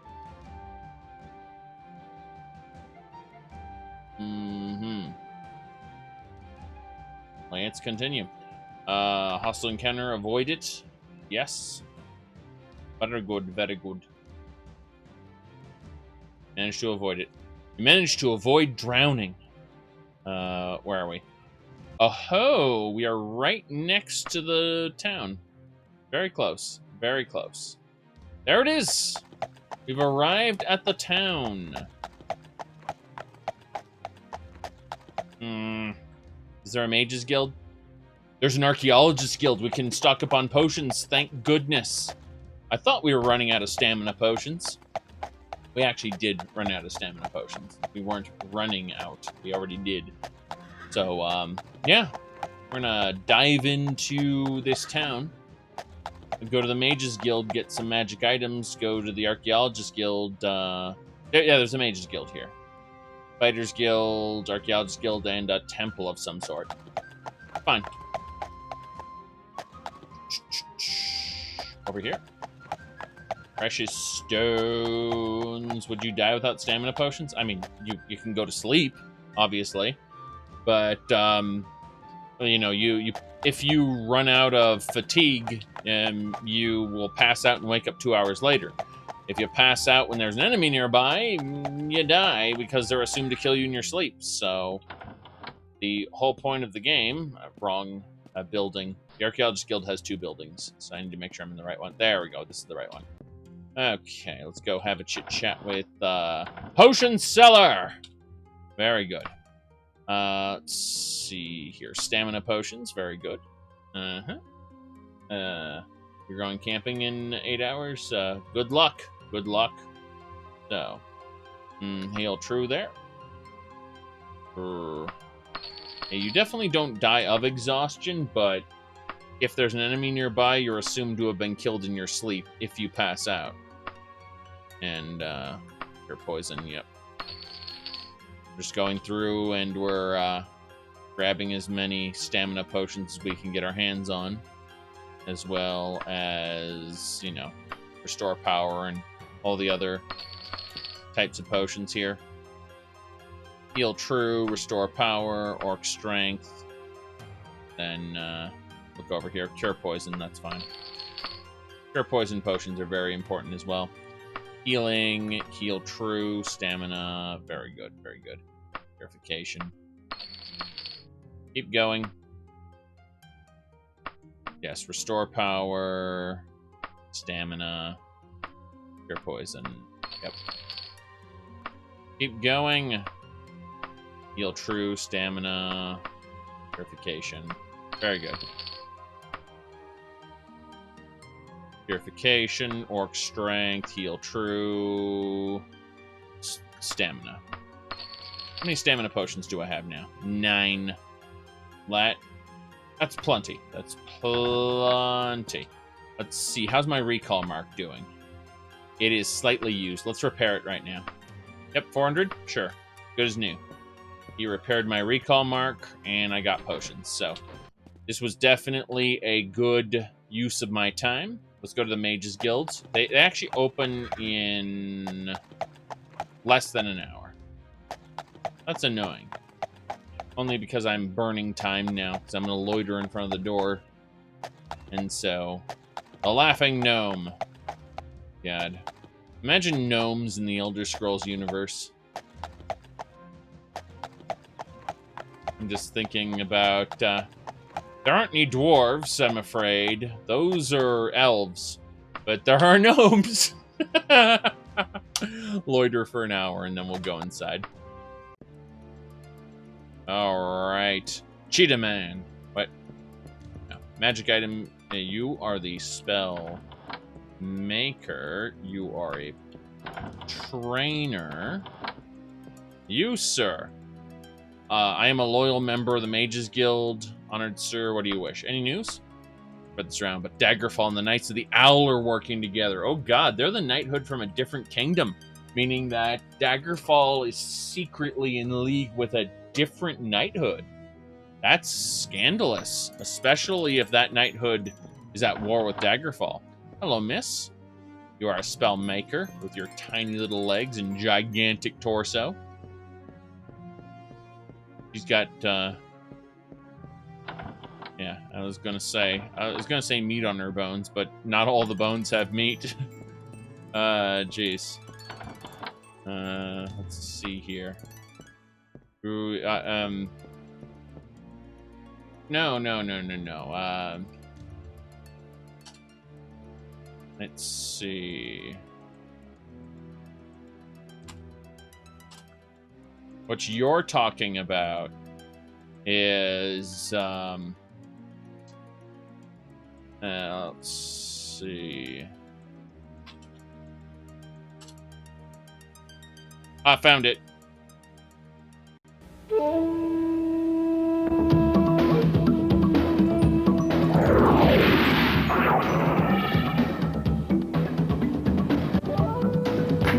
I say, dear chap, shouldn't you go on a diet? Are you talking to me? Maybe if these guys would make these holes bigger, I could fit easier, know what I'm saying? Hey, man, I'll help you out. No, Aries, no.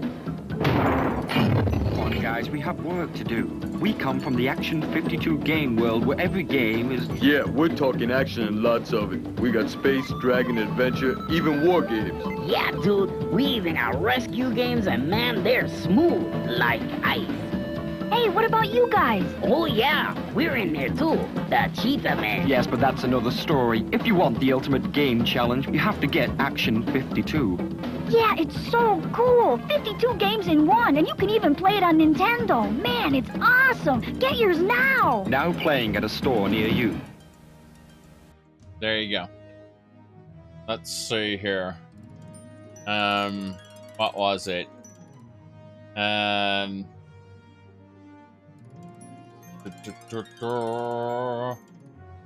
It was... Yes. Action 52. I'm God damn it. I forgot what the game was. It was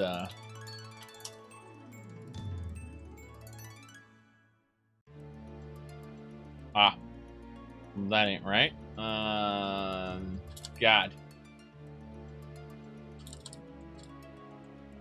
I think it was yes. That's porn. I was looking for something in particular, and I'm like, that's not what I was looking for. That's porn. Okay. Let's see. God damn it. Looking for the actual... Like, they had the... I found it. I found it. It's the rescue game.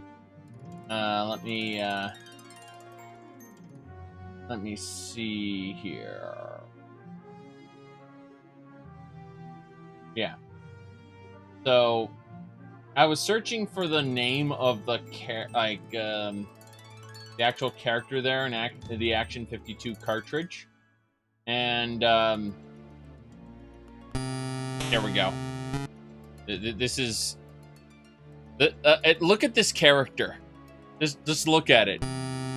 Like, the proportions are amazing on this character.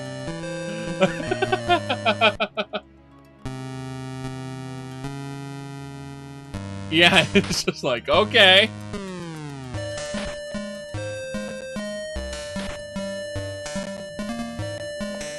Yes.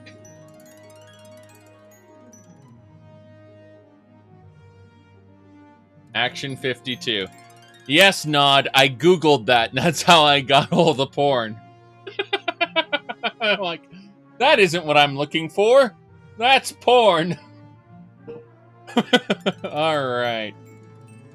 So, we are now gonna go to, we need to find the magic item seller. You sell magic? No, you are a spell maker. It's like the rest of you cheetah men. Let's see there.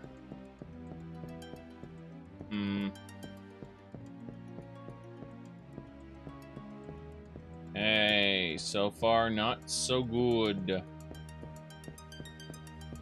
You know, there was a Final Fantasy VII compilation game. Not game. It was a Final Fantasy VII Newgrounds, what do you call it?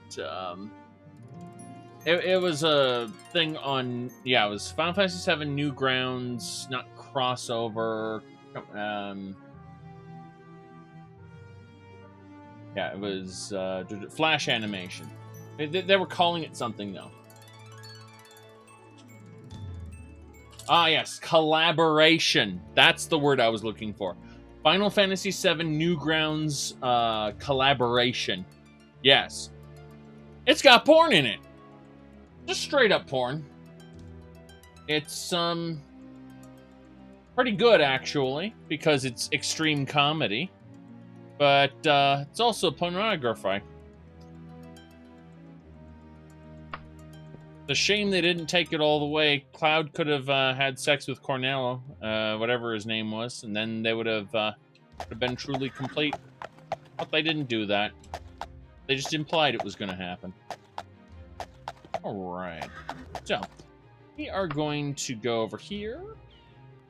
Hit use on stamina. What else we got? Restore power. Perfect. What else we got?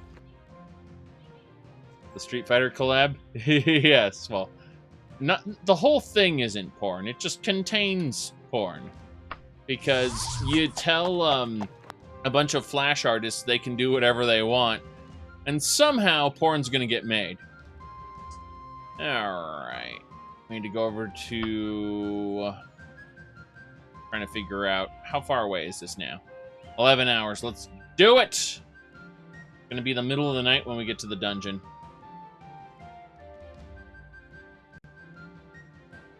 Alright, proceed with caution, yes. Who's there? And we're going to ignore the bandits this time and just run past them. We didn't get dismounted. There's nothing stopping us from just running past them, which It's amazing that we were able to do that. Very good, very good. And zoom. Think about it. You don't have to fight the bank. Okay.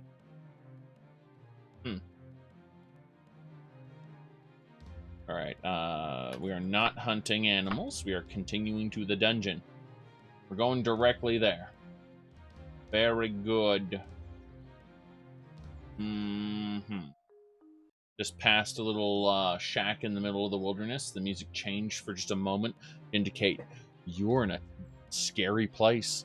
We are not going to the cabin in the woods, but we are fighting a harpy.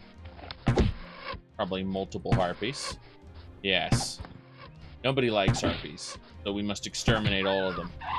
Whenever you think we've exterminated all the harpies, you're wrong. It's that simple. There's always more harpies.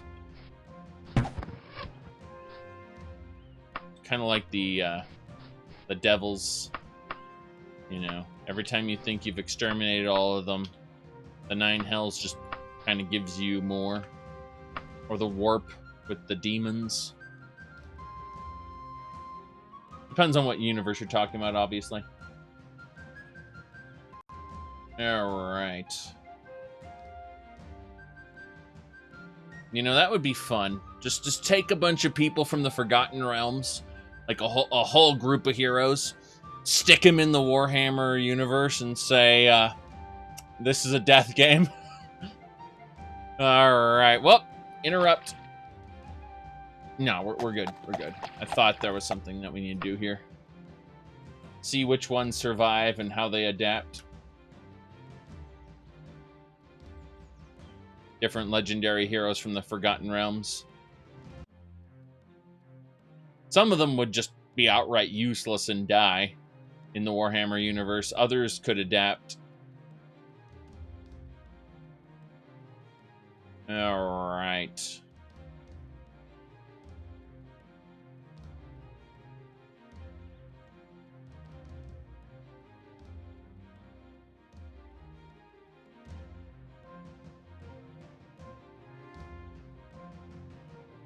Be interesting if any clerics could actually channel power. And the power of Sigma.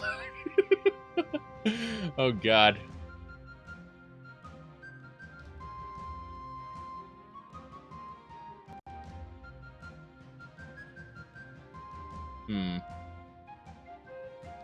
Ooh.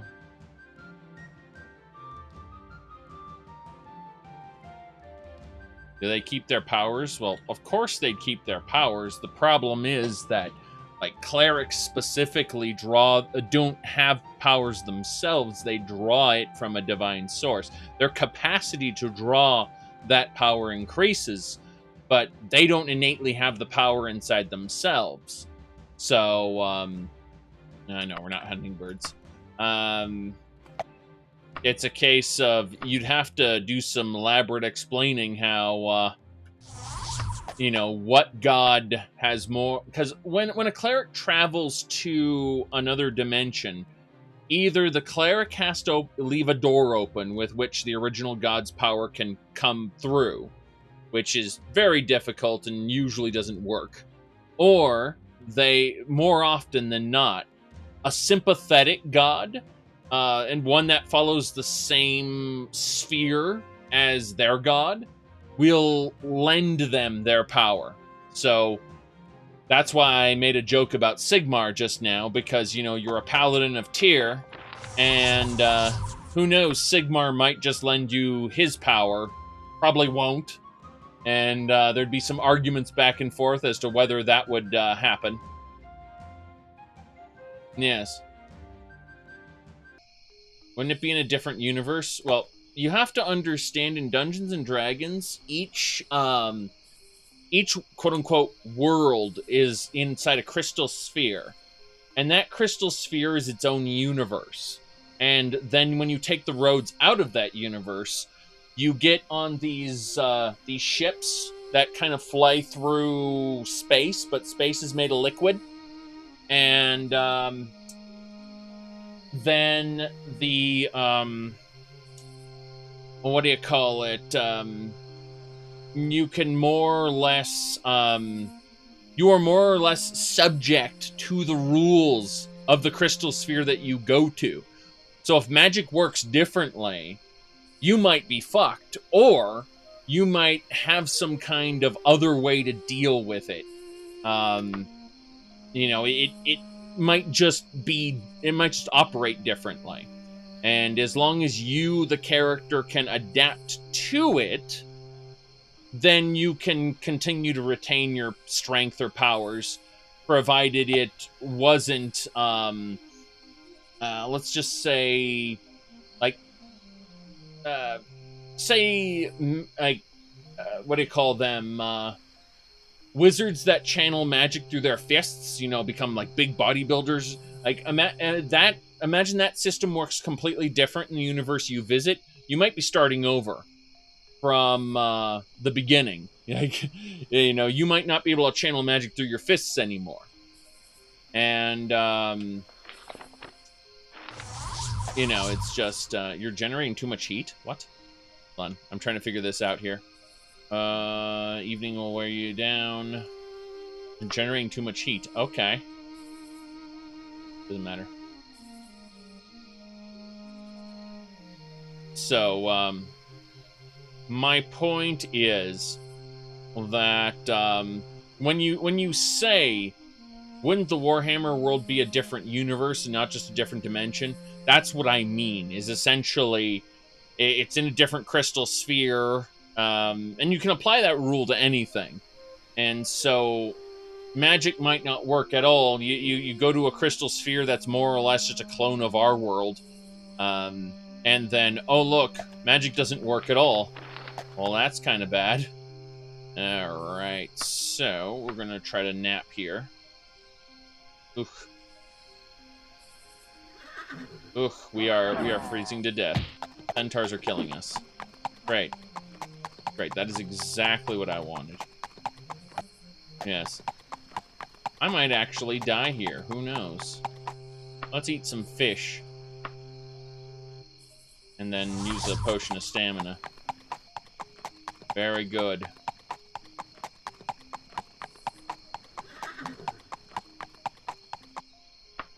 We're going as quickly as we can.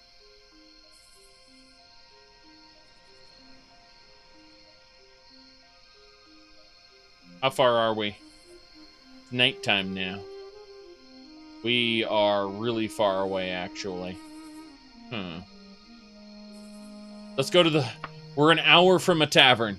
Like, we're several hours from our destination. We're an hour from a tavern. I'm going to the tavern. I don't want to die. The Green Gnome is where we're sleeping for the night. Thank goodness. I was pretty sure we were going to die. And I was going to have to start over part of my journey, but looks good. Looks good. Ooh. There we go. No comment. I know things about the project I can't tell you. And I know things about the interactions between people that I can't tell you. So I'm just going to say no comment. And you should read his Minds article. Maybe you should also read their reply to his Minds article, but you should especially read his Minds article. You said hidden chat? Try, I've been a consultant. All right, let's see here. We are going 3 hours away.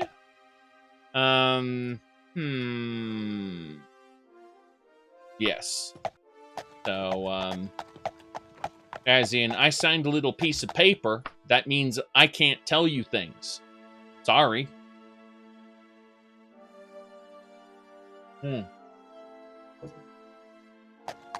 ignore the harpies and keep going. You know, that thing I refuse to do for most projects. Either I have to really be passionate about something, or I have to get paid money. Usually money. But, yes.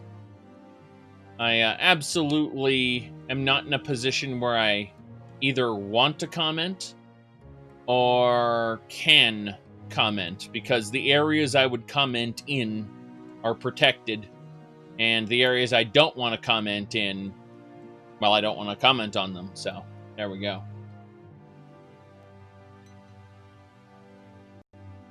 Hunting birds? No, we don't need to hunt birds. We just need to continue to the dungeon.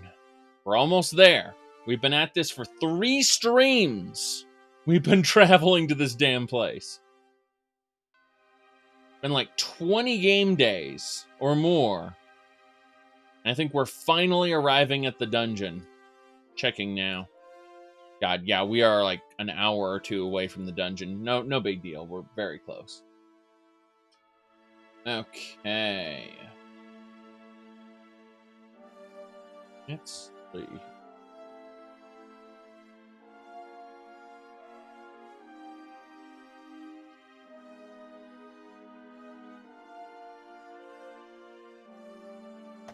Good.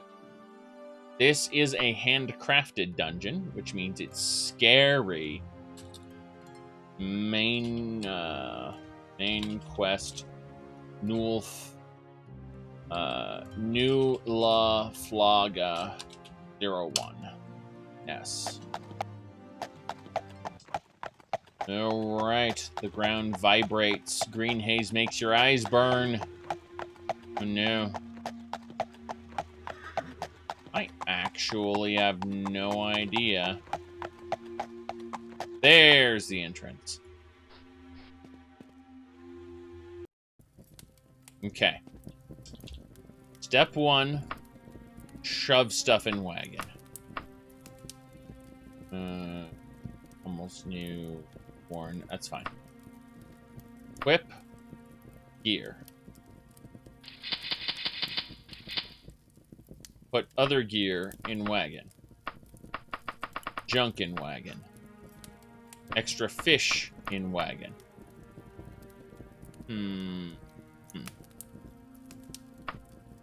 Yep. All the junk in the wagon. Fine. We should be okay now. Just making sure got everything we need. That should be good enough. So, we're going to save it there. Now, what I can do is I can talk through the wall, usually. Like, you see? Command me, and entry shall be yours. Shut up. Door opens. It's a statue. It's a lich statue. And he's just sitting there. And you can get to the end of the dungeon that way. And you can see nice, very, very nice sprite work. Look at this. Nice sprite work. I think this sprite work is nicer, but, you know. All I'm going to say is that I'm loading it because that's cheating. You're not supposed to know the password. You're not supposed to know shut up. You're just supposed to try to use the door and be like, I don't know what the password is. I'm leaving. And so, yeah, we're going to take the long way through the dungeon.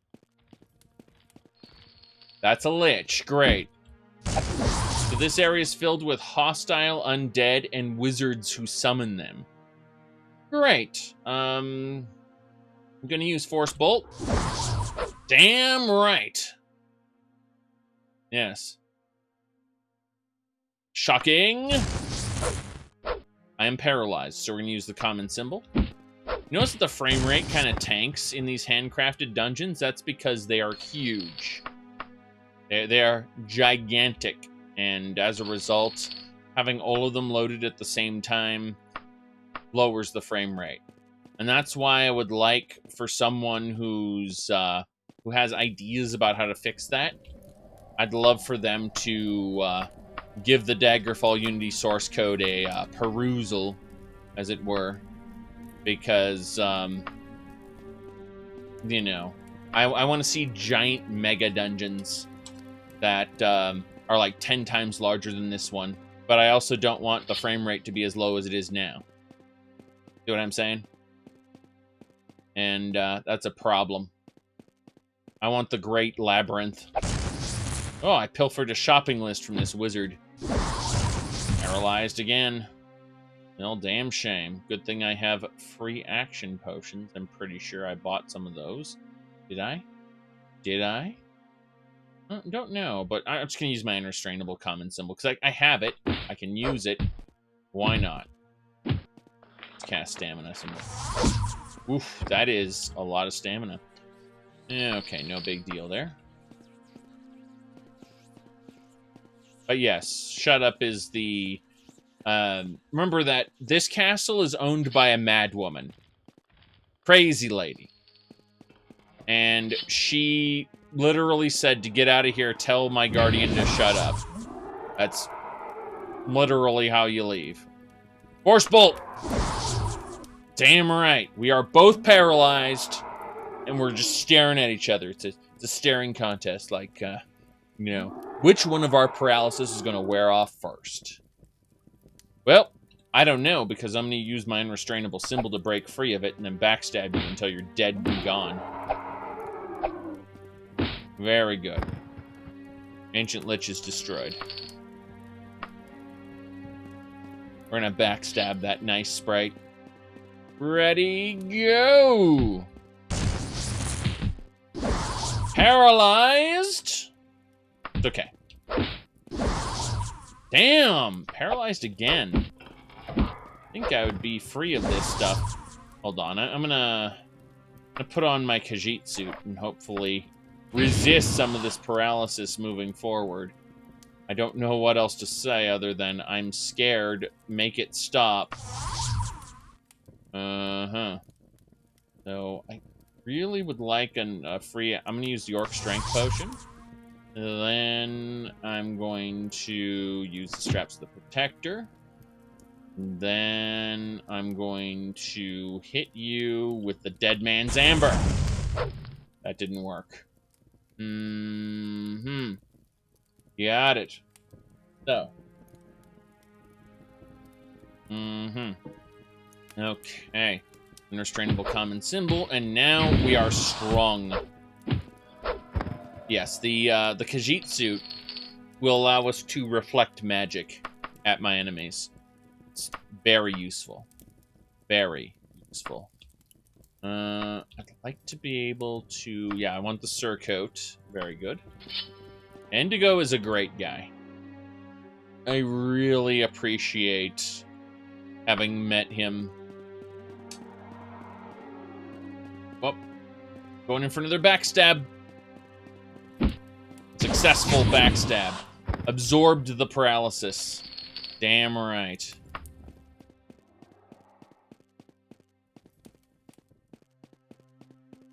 Okay, I don't want to participate in this section here. I'm going to back off for a minute or two. I'm glad I bought all those potions in preparation for this insane dungeon. I have more potions in my wagon, of course. But this is a giant handcrafted dungeon, so... it's going to take us a bit to really explore it. Our quest has, what, 127 days? Yeah, we got time. I'm okay with this. Stamina and balm. Can I cast shields? Do I have shields? No. No, I do not. Antidote, slow falling. Nope, don't have that. I thought maybe I could cast shield. I forgot what I have that uses shield. I have a magic item that I can use to shield myself. And I'm probably going to do that soonish. But for now... Yes. Lich! That paralysis hit me. Okay. I hear a second Lich. I'm actually somewhat concerned. I'm going to use the fancy bracers. I'm going to go fancy. Okay, that's number 1. Number 2, let's see about finding that shielding item.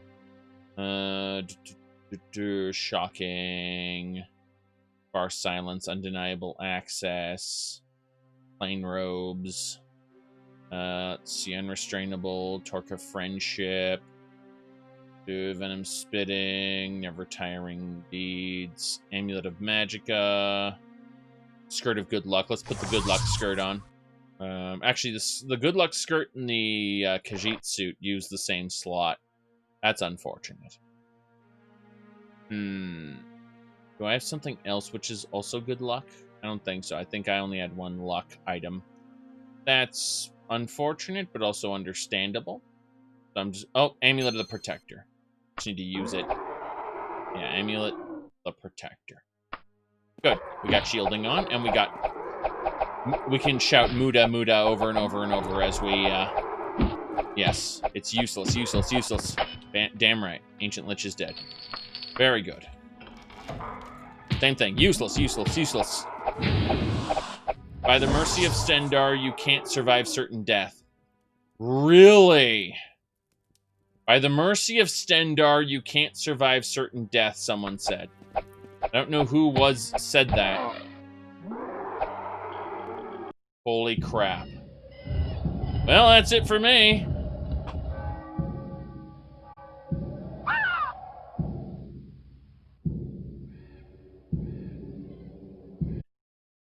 Cat is here on the chair. I just picked up the chair. Picked up the cat. Giving the cat. Hey. Yes. Oh.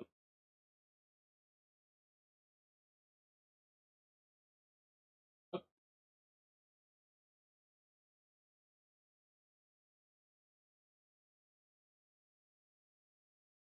This is the neighbor's cat, not my cat. But he's decided he wants in here. Very insistent. Yes. Now it's a chair cat stream. Exactly. Exactly.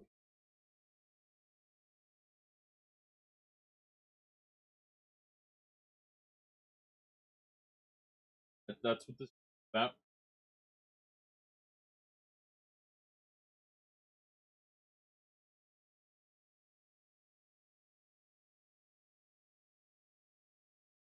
Oh. He keeps trying to... Oh, he got me. He got me. That paw was a paw of vengeance. Yes. He got me good. Whoa. There we go. Okay, what we're going to do is we're going to appease the cat. As you can... Let's go. So, we've got a cat here. Got a cat. He's purring currently because he knows he's about to receive food. He doesn't realize... Oh, there we go.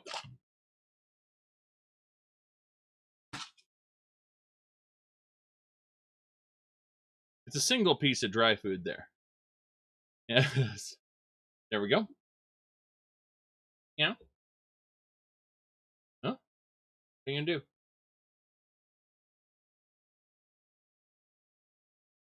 Oh, you're gonna lick residue off of the desk?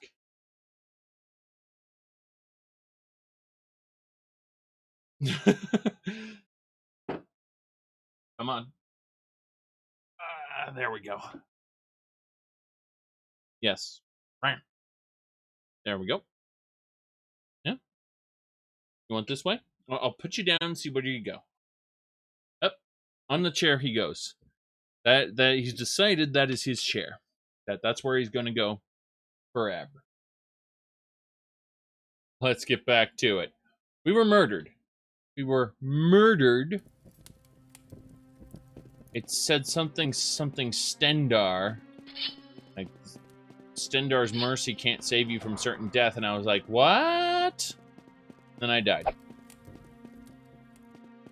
So we are currently in the process of fighting wizards.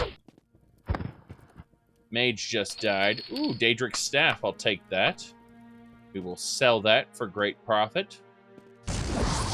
And paralyzed that time. And cast free action. Very good. Yes, we did invade their dungeon. But we've been given a job to do. And that's all there is to it.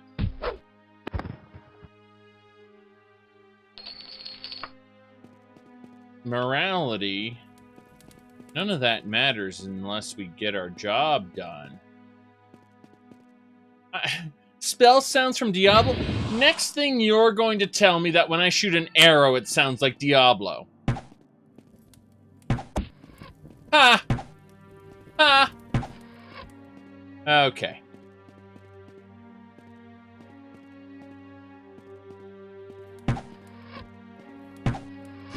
Damn.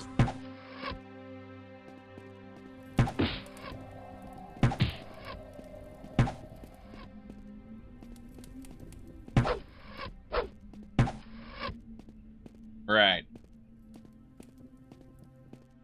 You know where you can buy the sound pack? Yes. Exactly. It was a sound pack that was sold back in the day. It's true. Heal true. Stamina. Restore power. Need a couple more restore powers, I think. Just one more restore power should do it. Yes, still being sold. Correct. That's the point. Is, like, these are sound libraries that studios didn't have their own, like, video game studios didn't have their own audio, oh, here we go. Their own sound studios. Oh. Ooh. Wait, I went back to the entrance? My bad. Oh, well. Might as well sell everything since we're here. Did I say sell everything? I meant to say put everything away in its place.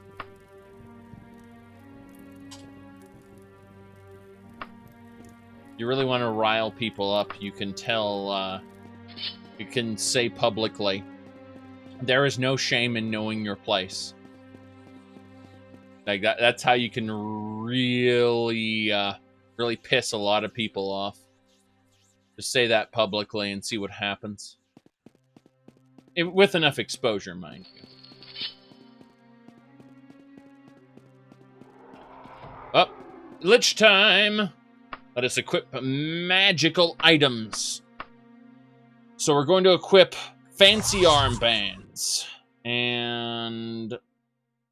yeah, an amulet of magicka. Very good. Ooh.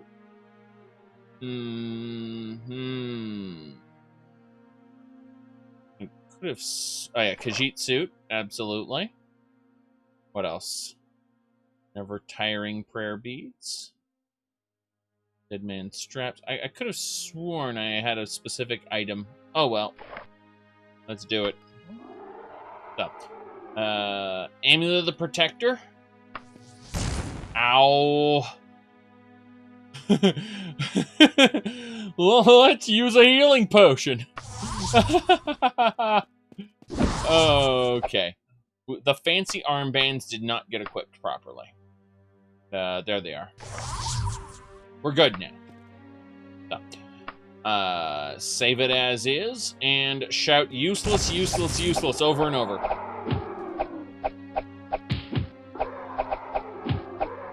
Come on. Good. The Ancient Lich has been destroyed. Did a lot of damage, though. That was painful. Good.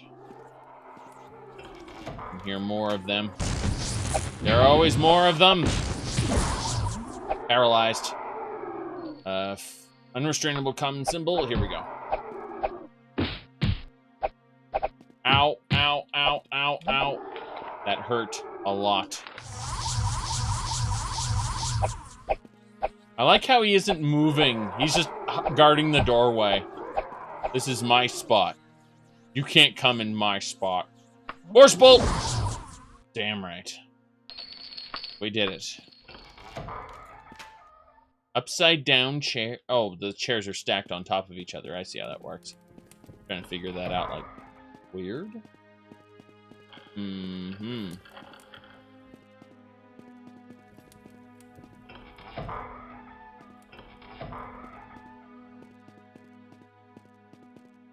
Okay. Further and further we go.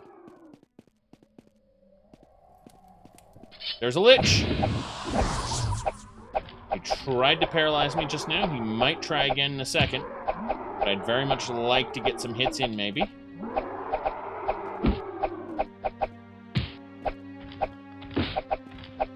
I am successfully hitting a few times, but remember, these are ancient liches, which mean they're the second most powerful enemy in the game, number 1.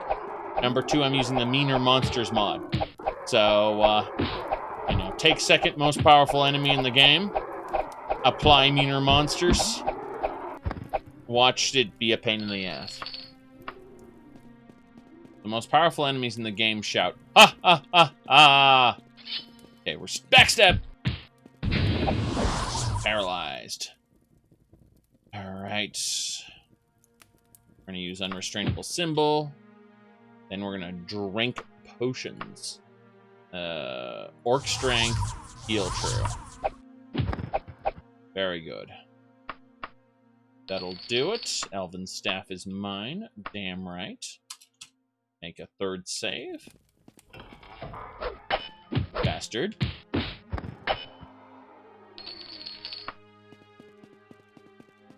Going down. Gonna backstab her quick. Yes. Successful backstabs aplenty. Well, I still have the power of the bracers before the bracers eventually break. Which they will. I guarantee you they will eventually break. I can only invoke their power for so long to clear this dungeon as quickly as possible. Because everything is so frightening. Got good items here so far. Check this secret room. Aha. Paralyzed. Well, we have our unrestrainable symbol. Mage is dead. Come on. Alright, this guy, we're going to hit him with a force bolt. Here we go. He's paralyzed. We paralyzed him successfully. Backstabs until I win. Very good. Holy daggers, some books. Very good.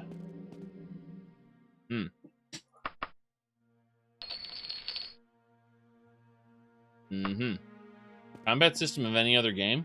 Oh, God. Vermintide 2 would have a good system for Daggerfall, I think. Vermintide 2, yes. With the momentum and the weight to the weapons, you know, clunk. It would all be locational based, just like Vermintide 2, I think. Yeah, I think I'd really appreciate Daggerfall with the combat system of Vermintide. Let's see.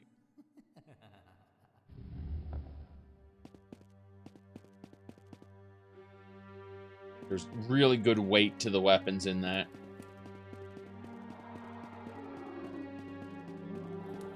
The Elder Scrolls is famous for something I call hand-waggling.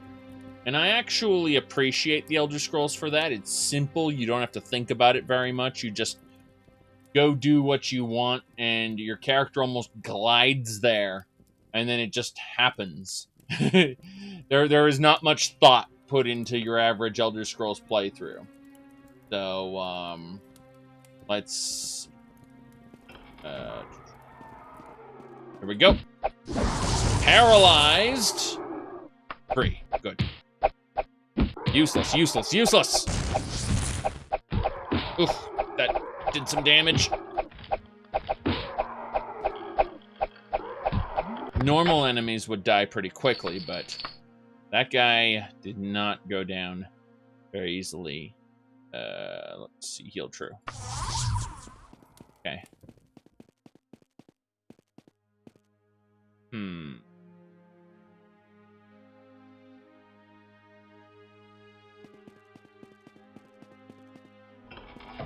Backstabs! Yes! Best playthroughs in the Elder Scrolls are when you put limits on your character via role-playing. Well, yes, because... let's be honest, starting in Morrowind, alchemy just breaks the game. And it gets worse in the other games. I'm gonna hit this thing with Force Bolt and pray to RK. Damn right. We are both paralyzed. I'm staring at him. He's staring at me. Use my unrestrainable common symbol to break free and backstab him to death. Damn right.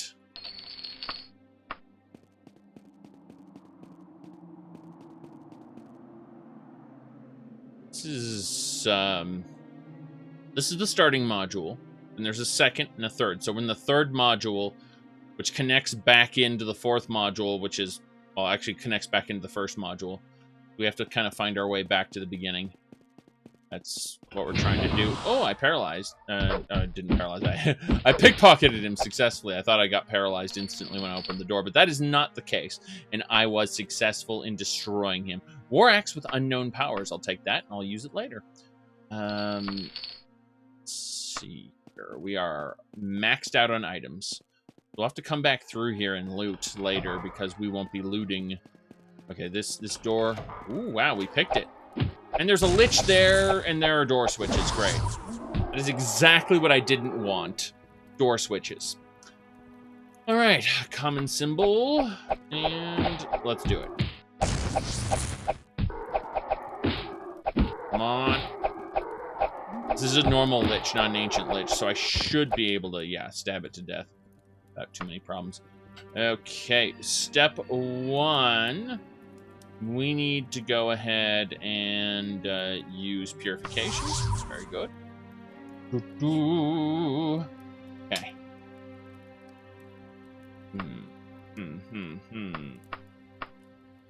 Said someone was a thief and a fighter before they became a mage. I mean, think about it like this.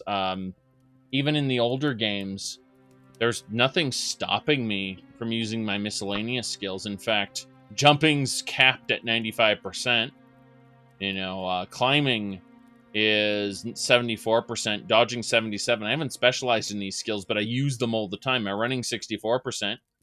So, I mean, you know, I can absolutely use, say, Dragonish, which is 9%. Like, and my alteration skill is 27%.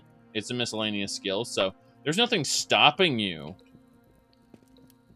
from using skills that are miscellaneous. It's just, I feel that you should earn them. Oh, crap. Yeah, this guy's paralyzing me. Break free. Get him. As I was going to say, in Dungeons & Dragons, there's a feat system. And when your character undergoes certain changes, they are actually able to learn they're able to learn like a different, they're able to like swap out one feat for another.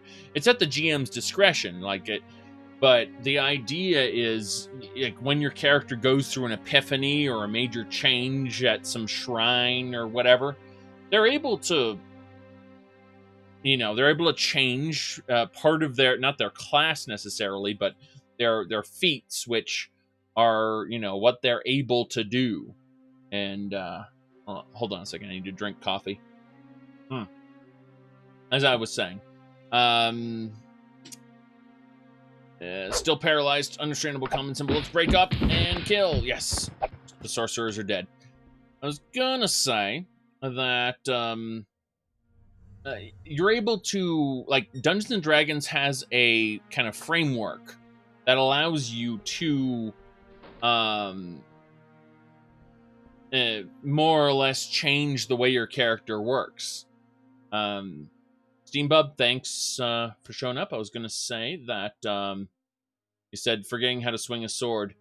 That's just it. You can still swing a sword, but you would feel like you wouldn't necessarily hit your target nearly as much. Like, remember that quote-unquote martial weapon feats. You could use a martial weapon without the martial weapon feat. You just wouldn't be very effective at it, and you'd be like, something's wrong with me. I think I've lost my edge. You know, I'm not as good with this as I used to be. And you know, but that would be, you don't just they don't just take feats away from you arbitrarily. It would be in exchange for something. So, you know, ever since I gained the ability to cast druid spells, Like, I just haven't felt the same regarding my, martial weapon prowess. Like, I just can't seem to hit enemies as well as I used to. I feel like my senses have been dulled. You can express that in a role-playing sense. And it's not just forgetting how to swing a sword. It's, well, I swung the sword and it's just not hitting my enemies like I should. And I just feel like I'm just off. Something wrong with me. And that's how it's expressed, not just, what end is up on sword? No, it's not how it works. Yes, could be a psychological issue. Bingo! That's how it manifests. You figured it out. Okay, we are unequipping the bracer because we don't want to deplete its power completely. How is the bracer doing anyway? It's worn. It's like 50% broken. So we managed to get through this dungeon, only depleting about half the bracer's power. Very good. You do realize that those changes aren't just given willy-nilly. It's a part of the character's story arc, and it should be done in conjunction with your actual should be done in conjunction with whatever you're doing. So, I took the time to I took a pilgrimage up to this ancient tree, and I prayed to nature in order to cure me of this particular illness that I have that can't seem to be cured normally.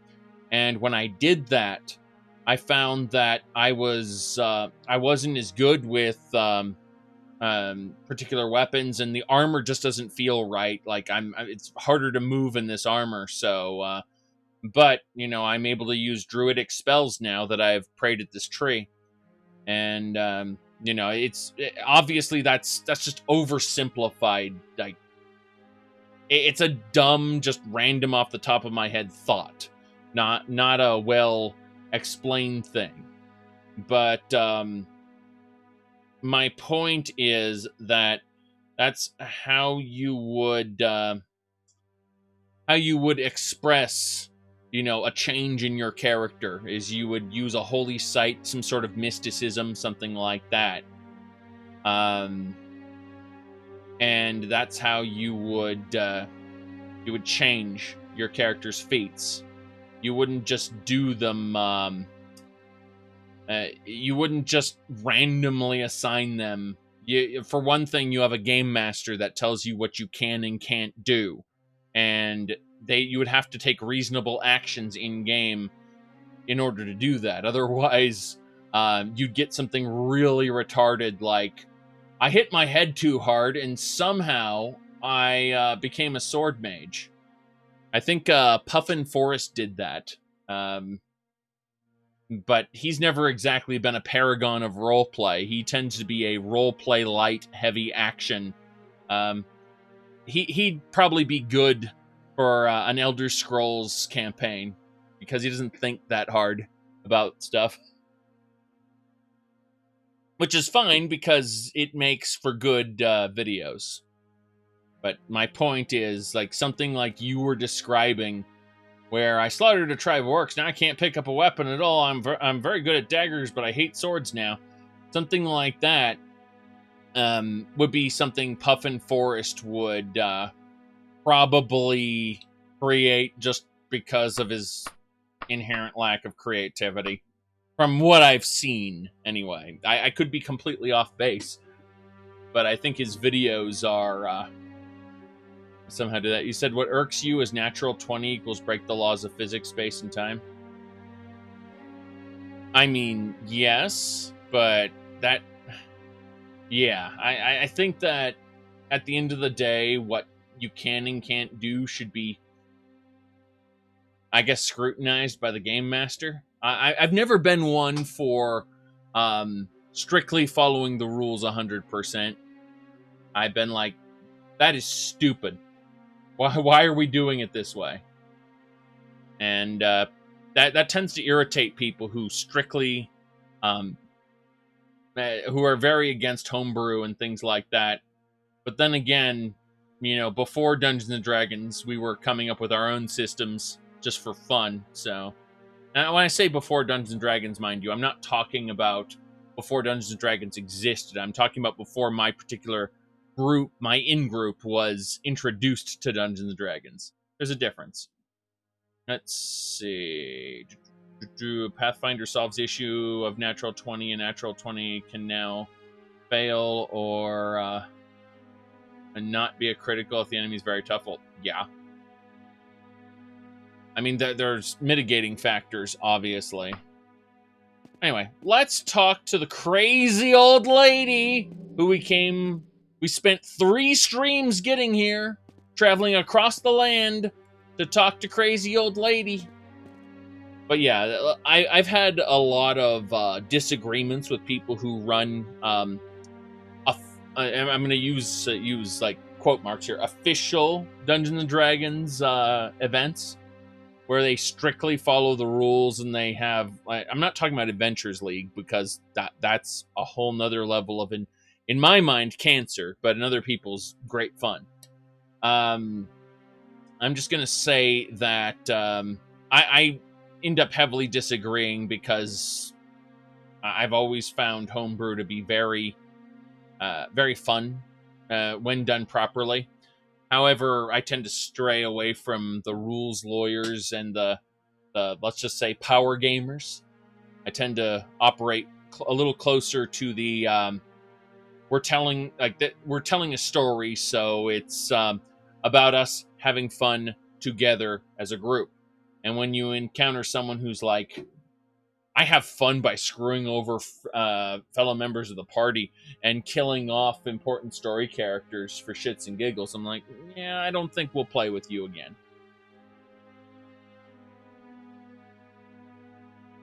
Yeah. Ooh, let's see here. We are going to save the game here.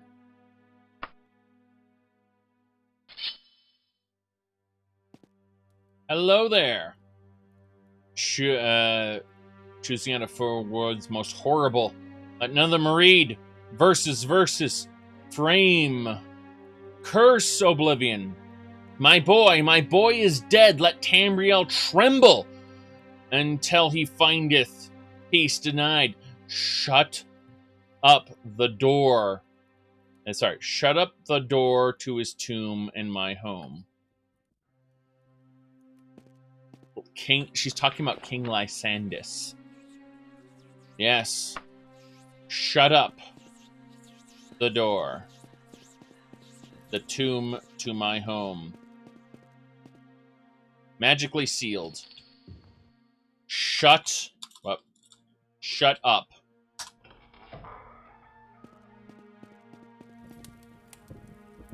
Yes.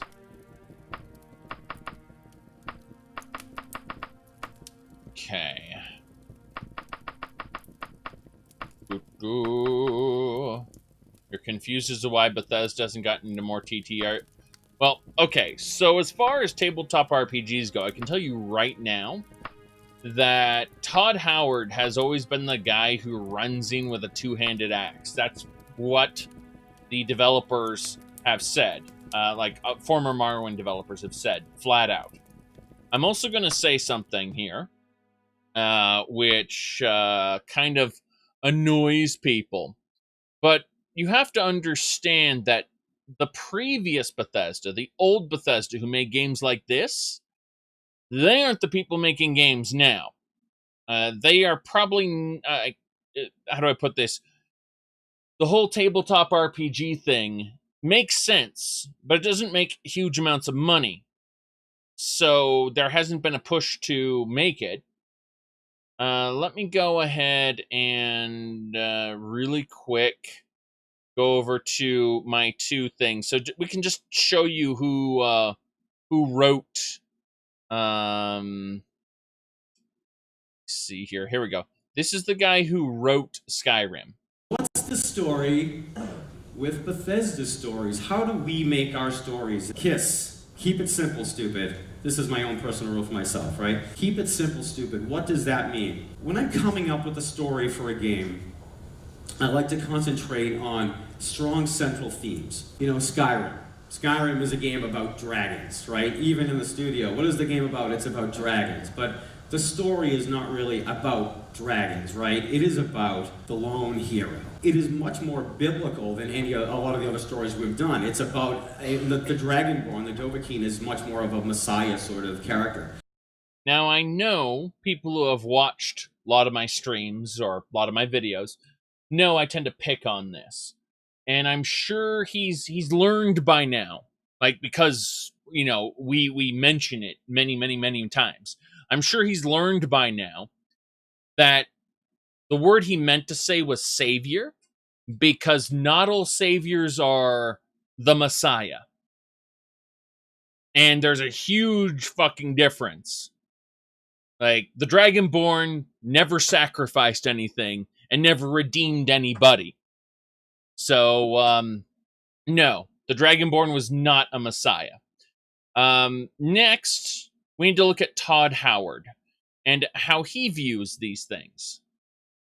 What do you look for when considering a new writer? That's a tricky one. Actually, our designers are our writers. So obviously we look at writing samples. You know, it's another thing where most people who do video games tend to overwrite. We overwrite. Like, we write way too much stuff.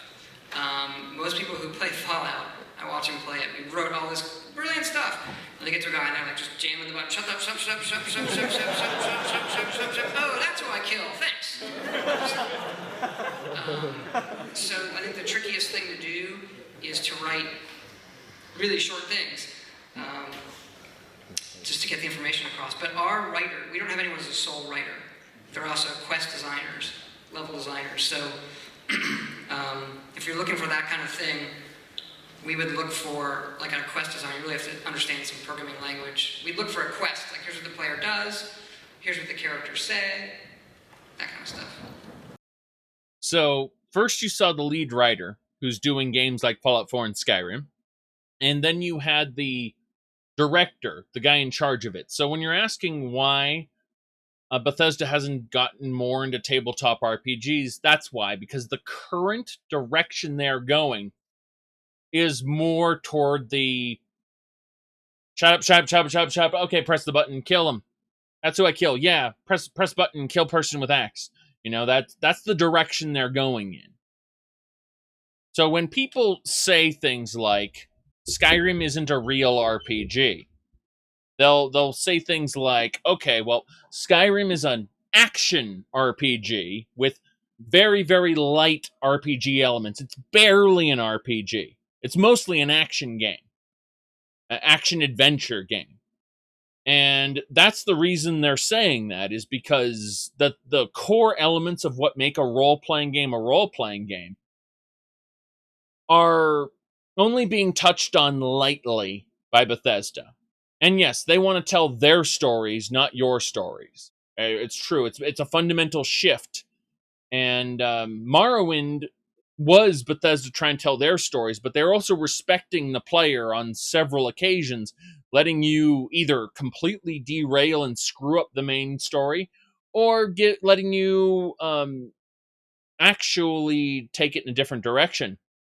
Like where, well, I want to kill the living god Vivek. I don't want to let him live. And, you know, things like that.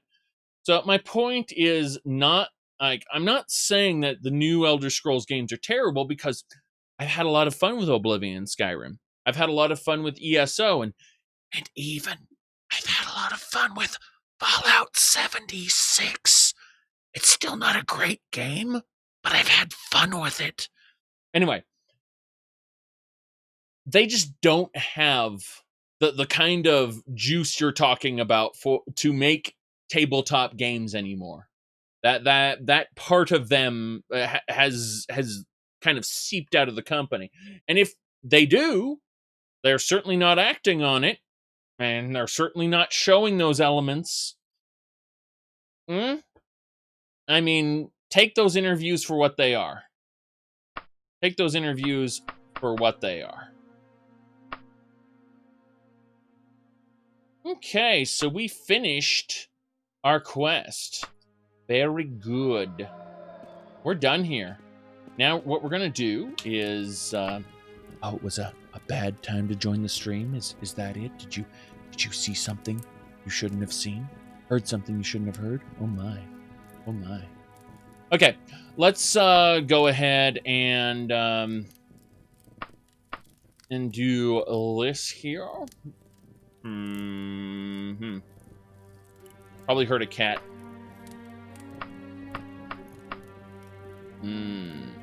Let's eat fish. Figure out what else. Money. 9,000 freaking gold. 9,000 freaking gold. Yes.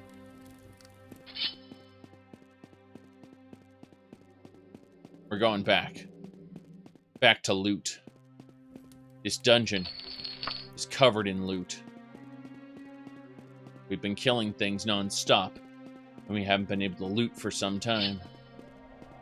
Ah, crap. Yeah, we're not going that way, that's for sure.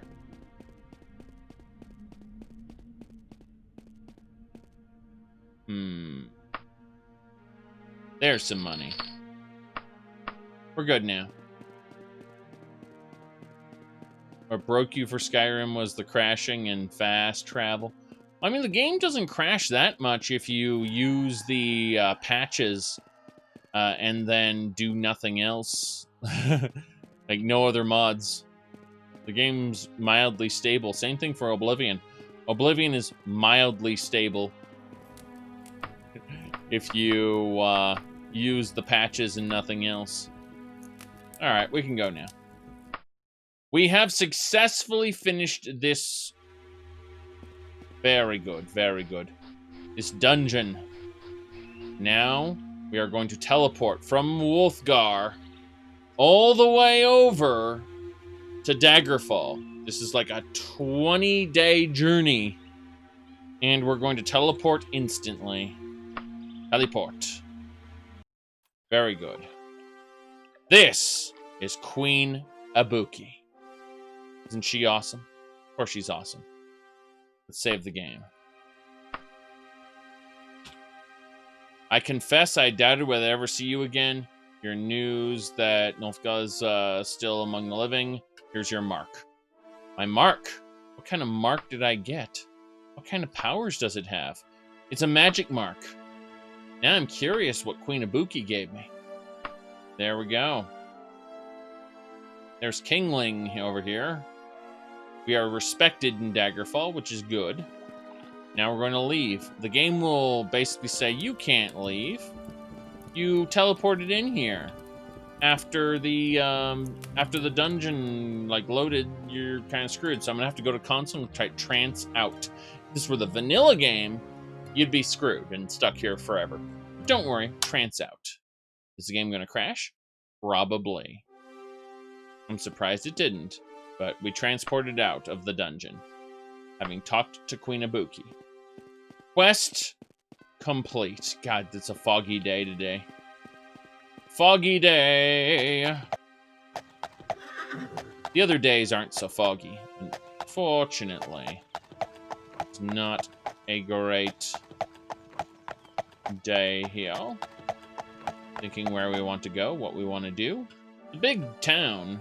Normally you can see the whole thing. Are there two Mages Guilds? Let's go look at this Mages Guild here. I'm curious. We'll go over there. I like being able to see the whole town from over a hill. That is the Knights of the Dragon. Means this should be the Mages Guild. I want to go visit. They are still open. Though most of the shops have closed. We need to visit the Knights of the Dragon. The Flying Dragon. No.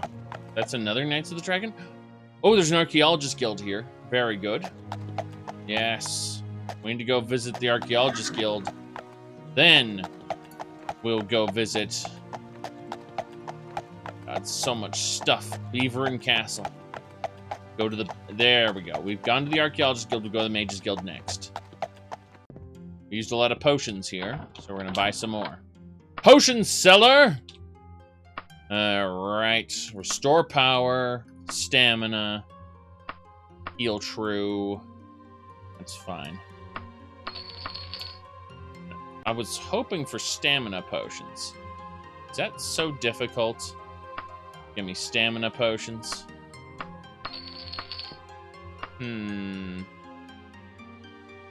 There's a stamina potion. Thank goodness. It only took a year. Take one of these cure poisons as well. Yes, yes. Heal true, restore power. No stamina. One more try. Stamina. Thank goodness. Let's go. Wait a second. Hello, miss. I need to talk to you. Your book. Very important, that book. Let's talk. Identify my mark. What kind of mark is it, I wonder? Doesn't matter. War axe. That's fine. Let's identify both. Mark of friendship and war axe of toxic clouds. Wow. I'm going to ignore that and go find the Mages Guild. Alright, the Mages Guild should be over here. Yeah, it's just one Mages Guild. That's fine. Southwest it is. There must be a lot of Knights of the Dragon in Daggerfall. If there's space for 2 bases in the same town. As Momo returns to sleep.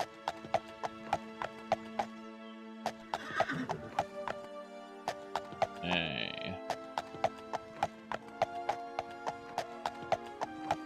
Ooh. The King's Hawk Shop. I can just imagine. This is the King's Hawk Shop. You need to hawk some wares? You hawk them at the King's Hawk Shop. Ooh, plain robes of unknown power. Very good. I will buy these bright yellow robes. Oh, jeez. Looks like the cat's woken up. I'm gonna... Okay, they want 701 gold. I don't appreciate that price. So I'm gonna wear the Torque of Friendship, which makes me more likely to get a discount. 647. Very good. I don't know what these robes do. I'll have to get them identified. No big deal. Let's see here. Very good. Some arrows to buy. 0. Like how that arrow costs nothing.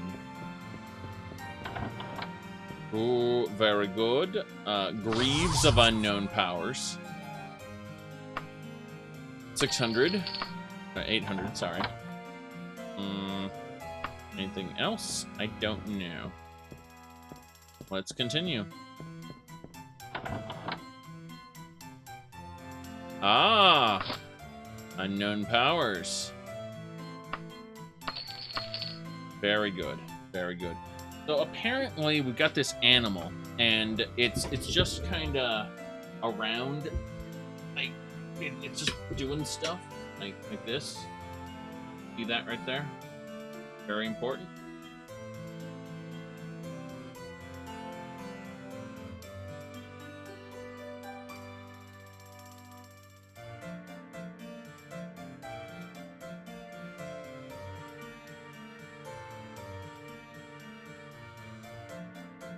Uh-oh.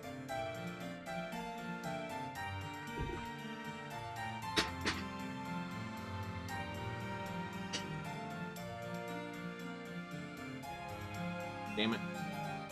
Those cat legs doing things. Yes.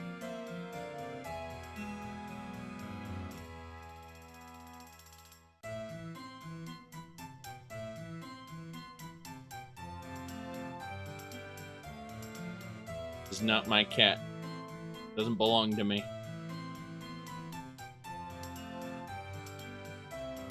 Meow. Yes? Meow.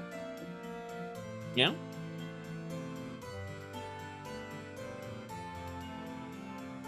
Okay. That's fine.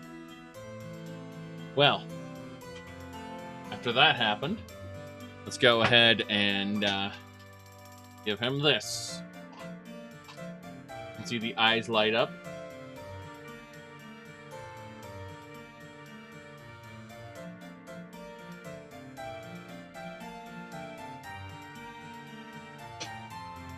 Yes, that happened.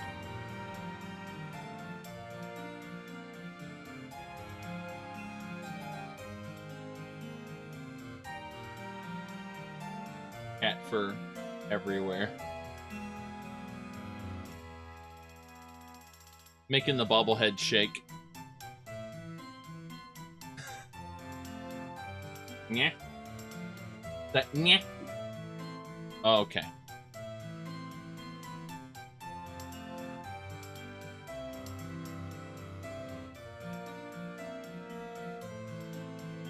Yep. There we go. Cat being cat. All right, let's unequip those robes. Oh, wow. Leather armor. Who needs Daedric when I got huge chunks of leather I can strap to my body? Oh, no. Oh, no. I was just thinking about a situation where someone can't be trusted not to fall over. You know, someone with, like motor, not motor skill, but, like, just difficulty moving. Yeah, extra padding. That's what I'm thinking. Like, you're afraid they're going to fall over and hurt themselves, so you give them a helmet and you give them these big padded clothes that... Oh, no. That's what came to mind. Alright, we found the Mages Guild here. The cat's hard to take care of. Depends on the cat. Cats have personalities. I highly, highly recommend you get a cat when it is a baby, under 6 months old, so that its personality develops as you have it. And a cat will develop, how do I put this? They are usually very independent and will do their own thing while you are gone. Cats are best had in pairs because they will keep, if they get along, they will keep each other company while you are away. They also keep each other exercised by chasing each other and doing other things. But yeah, you're asking, are cats hard to take care of? Not really. You just scoop their litter and, what do you call it?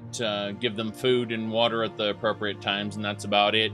They don't need to be walked. In fact, a cat will live, on average, 5 to 7 years longer if they are exclusively an indoor cat.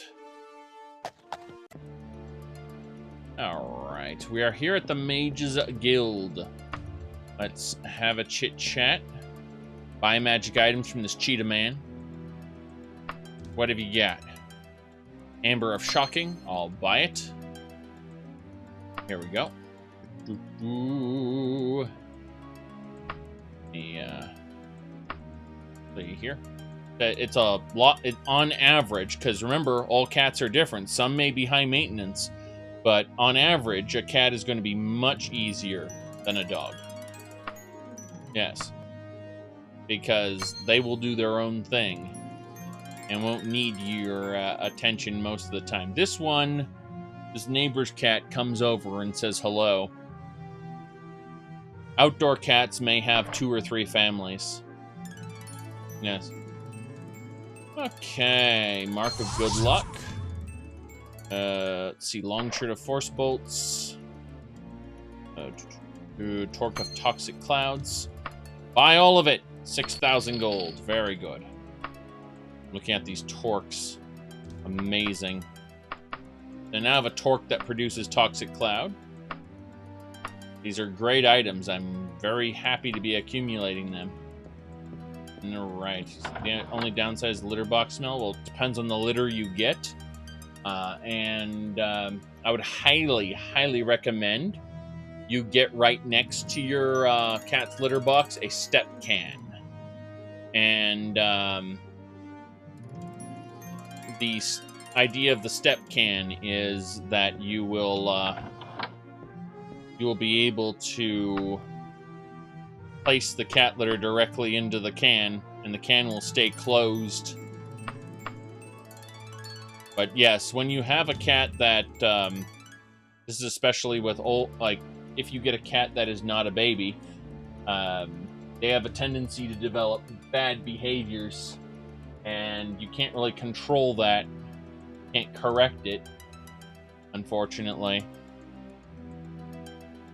You just kind of inherit whatever behaviors they have if you get one that isn't a baby. Alright, let's see. We've got plain robes, greaves, Hallberg. Yep, identify. Not to say that adult cats don't deserve homes. You know, I want to say, well, adopt an older cat in need. You know, like, I get that. I get that perspective, and I get that need that, you know, exists. However, on a personal, extremely selfish basis, I personally would not adopt a cat that is older than 6 months. I'd probably get one that's 2 or 3 months old in order to help shape their personality and make sure they bond during their time as a kitten.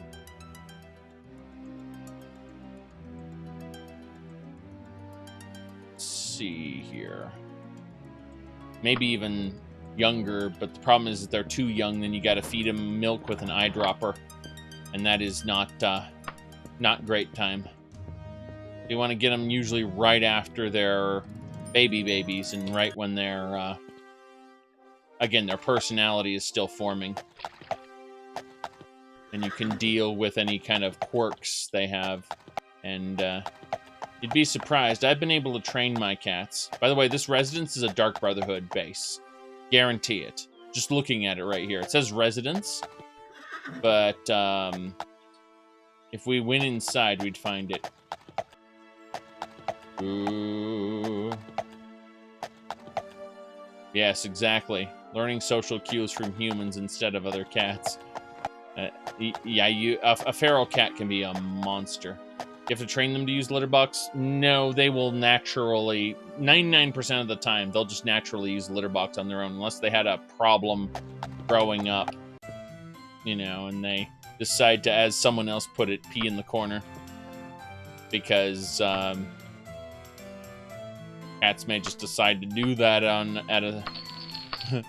if they weren't exposed to litter boxes. Also, keep in mind that they'll become very picky about the litter.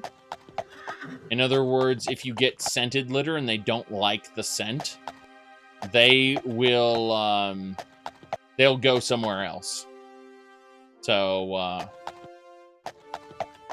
that is a thing as well. Alright, where's here? They feel uncomfortable about where they are. They might mark territory, but usually if they're fixed before a certain age, they don't mark.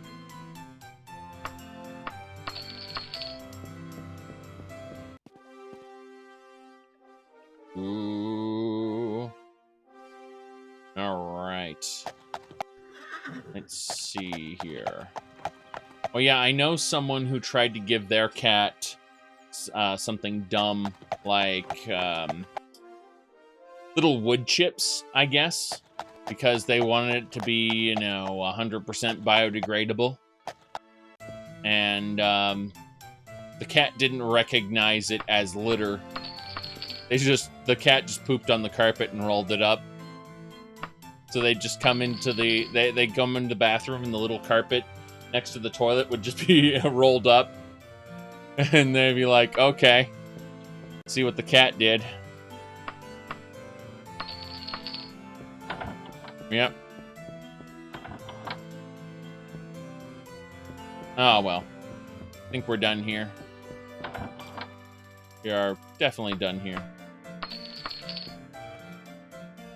Daedric Dagger! 2,000!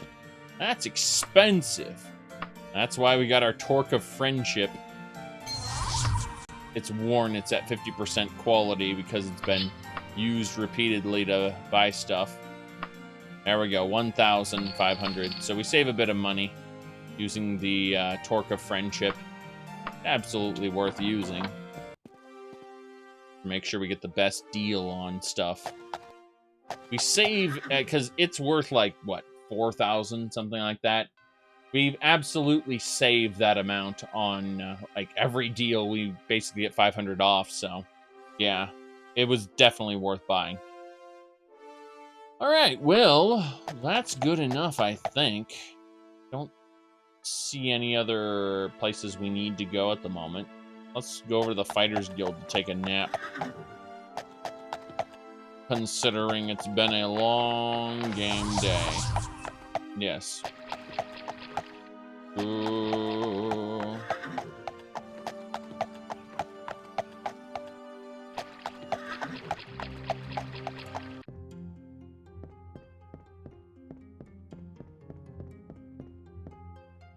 Repairs. We could repair all the things, but why?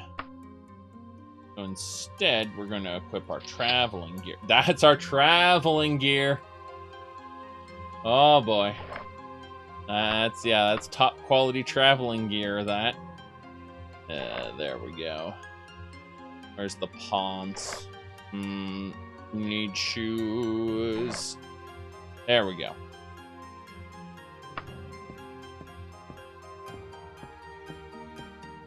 Okay. We're gonna go ahead and cast jumping, levitation, buoyancy, light, jumping, orc strength, and a couple more buoyancies. Sleep. Good. Yes, well, that's just one of the dangers of having an outside cat, is that they have a tendency to get killed, unfortunately. You know, that's why I said the average lifespan of a cat that's indoors. Indoor cats aren't exposed to diseases or parasites or other things from the outside. And of course, traffic and birds of prey, because, you know, there are big hawks and eagles and things, which will be like tasty treat. Okay. Well, that's that. We just equip our battered dagger, have our spare dagger ready to go, equip our longbow, and then we'll just set that as the travel gear. Everything looks great. Yep. That's about it. We've successfully made it all the way from Sentinel across the bay to Daggerfall, from Daggerfall all the way across the land to the Wolfgarian Mountains to the dungeon that is an extreme distance away. Made it in half that time. But we finished the quest, and that's important. That is very important. I'm glad we managed to do that. Unfortunately, after 3 streams of doing that, that's it for Daggerfall for the rest of the day.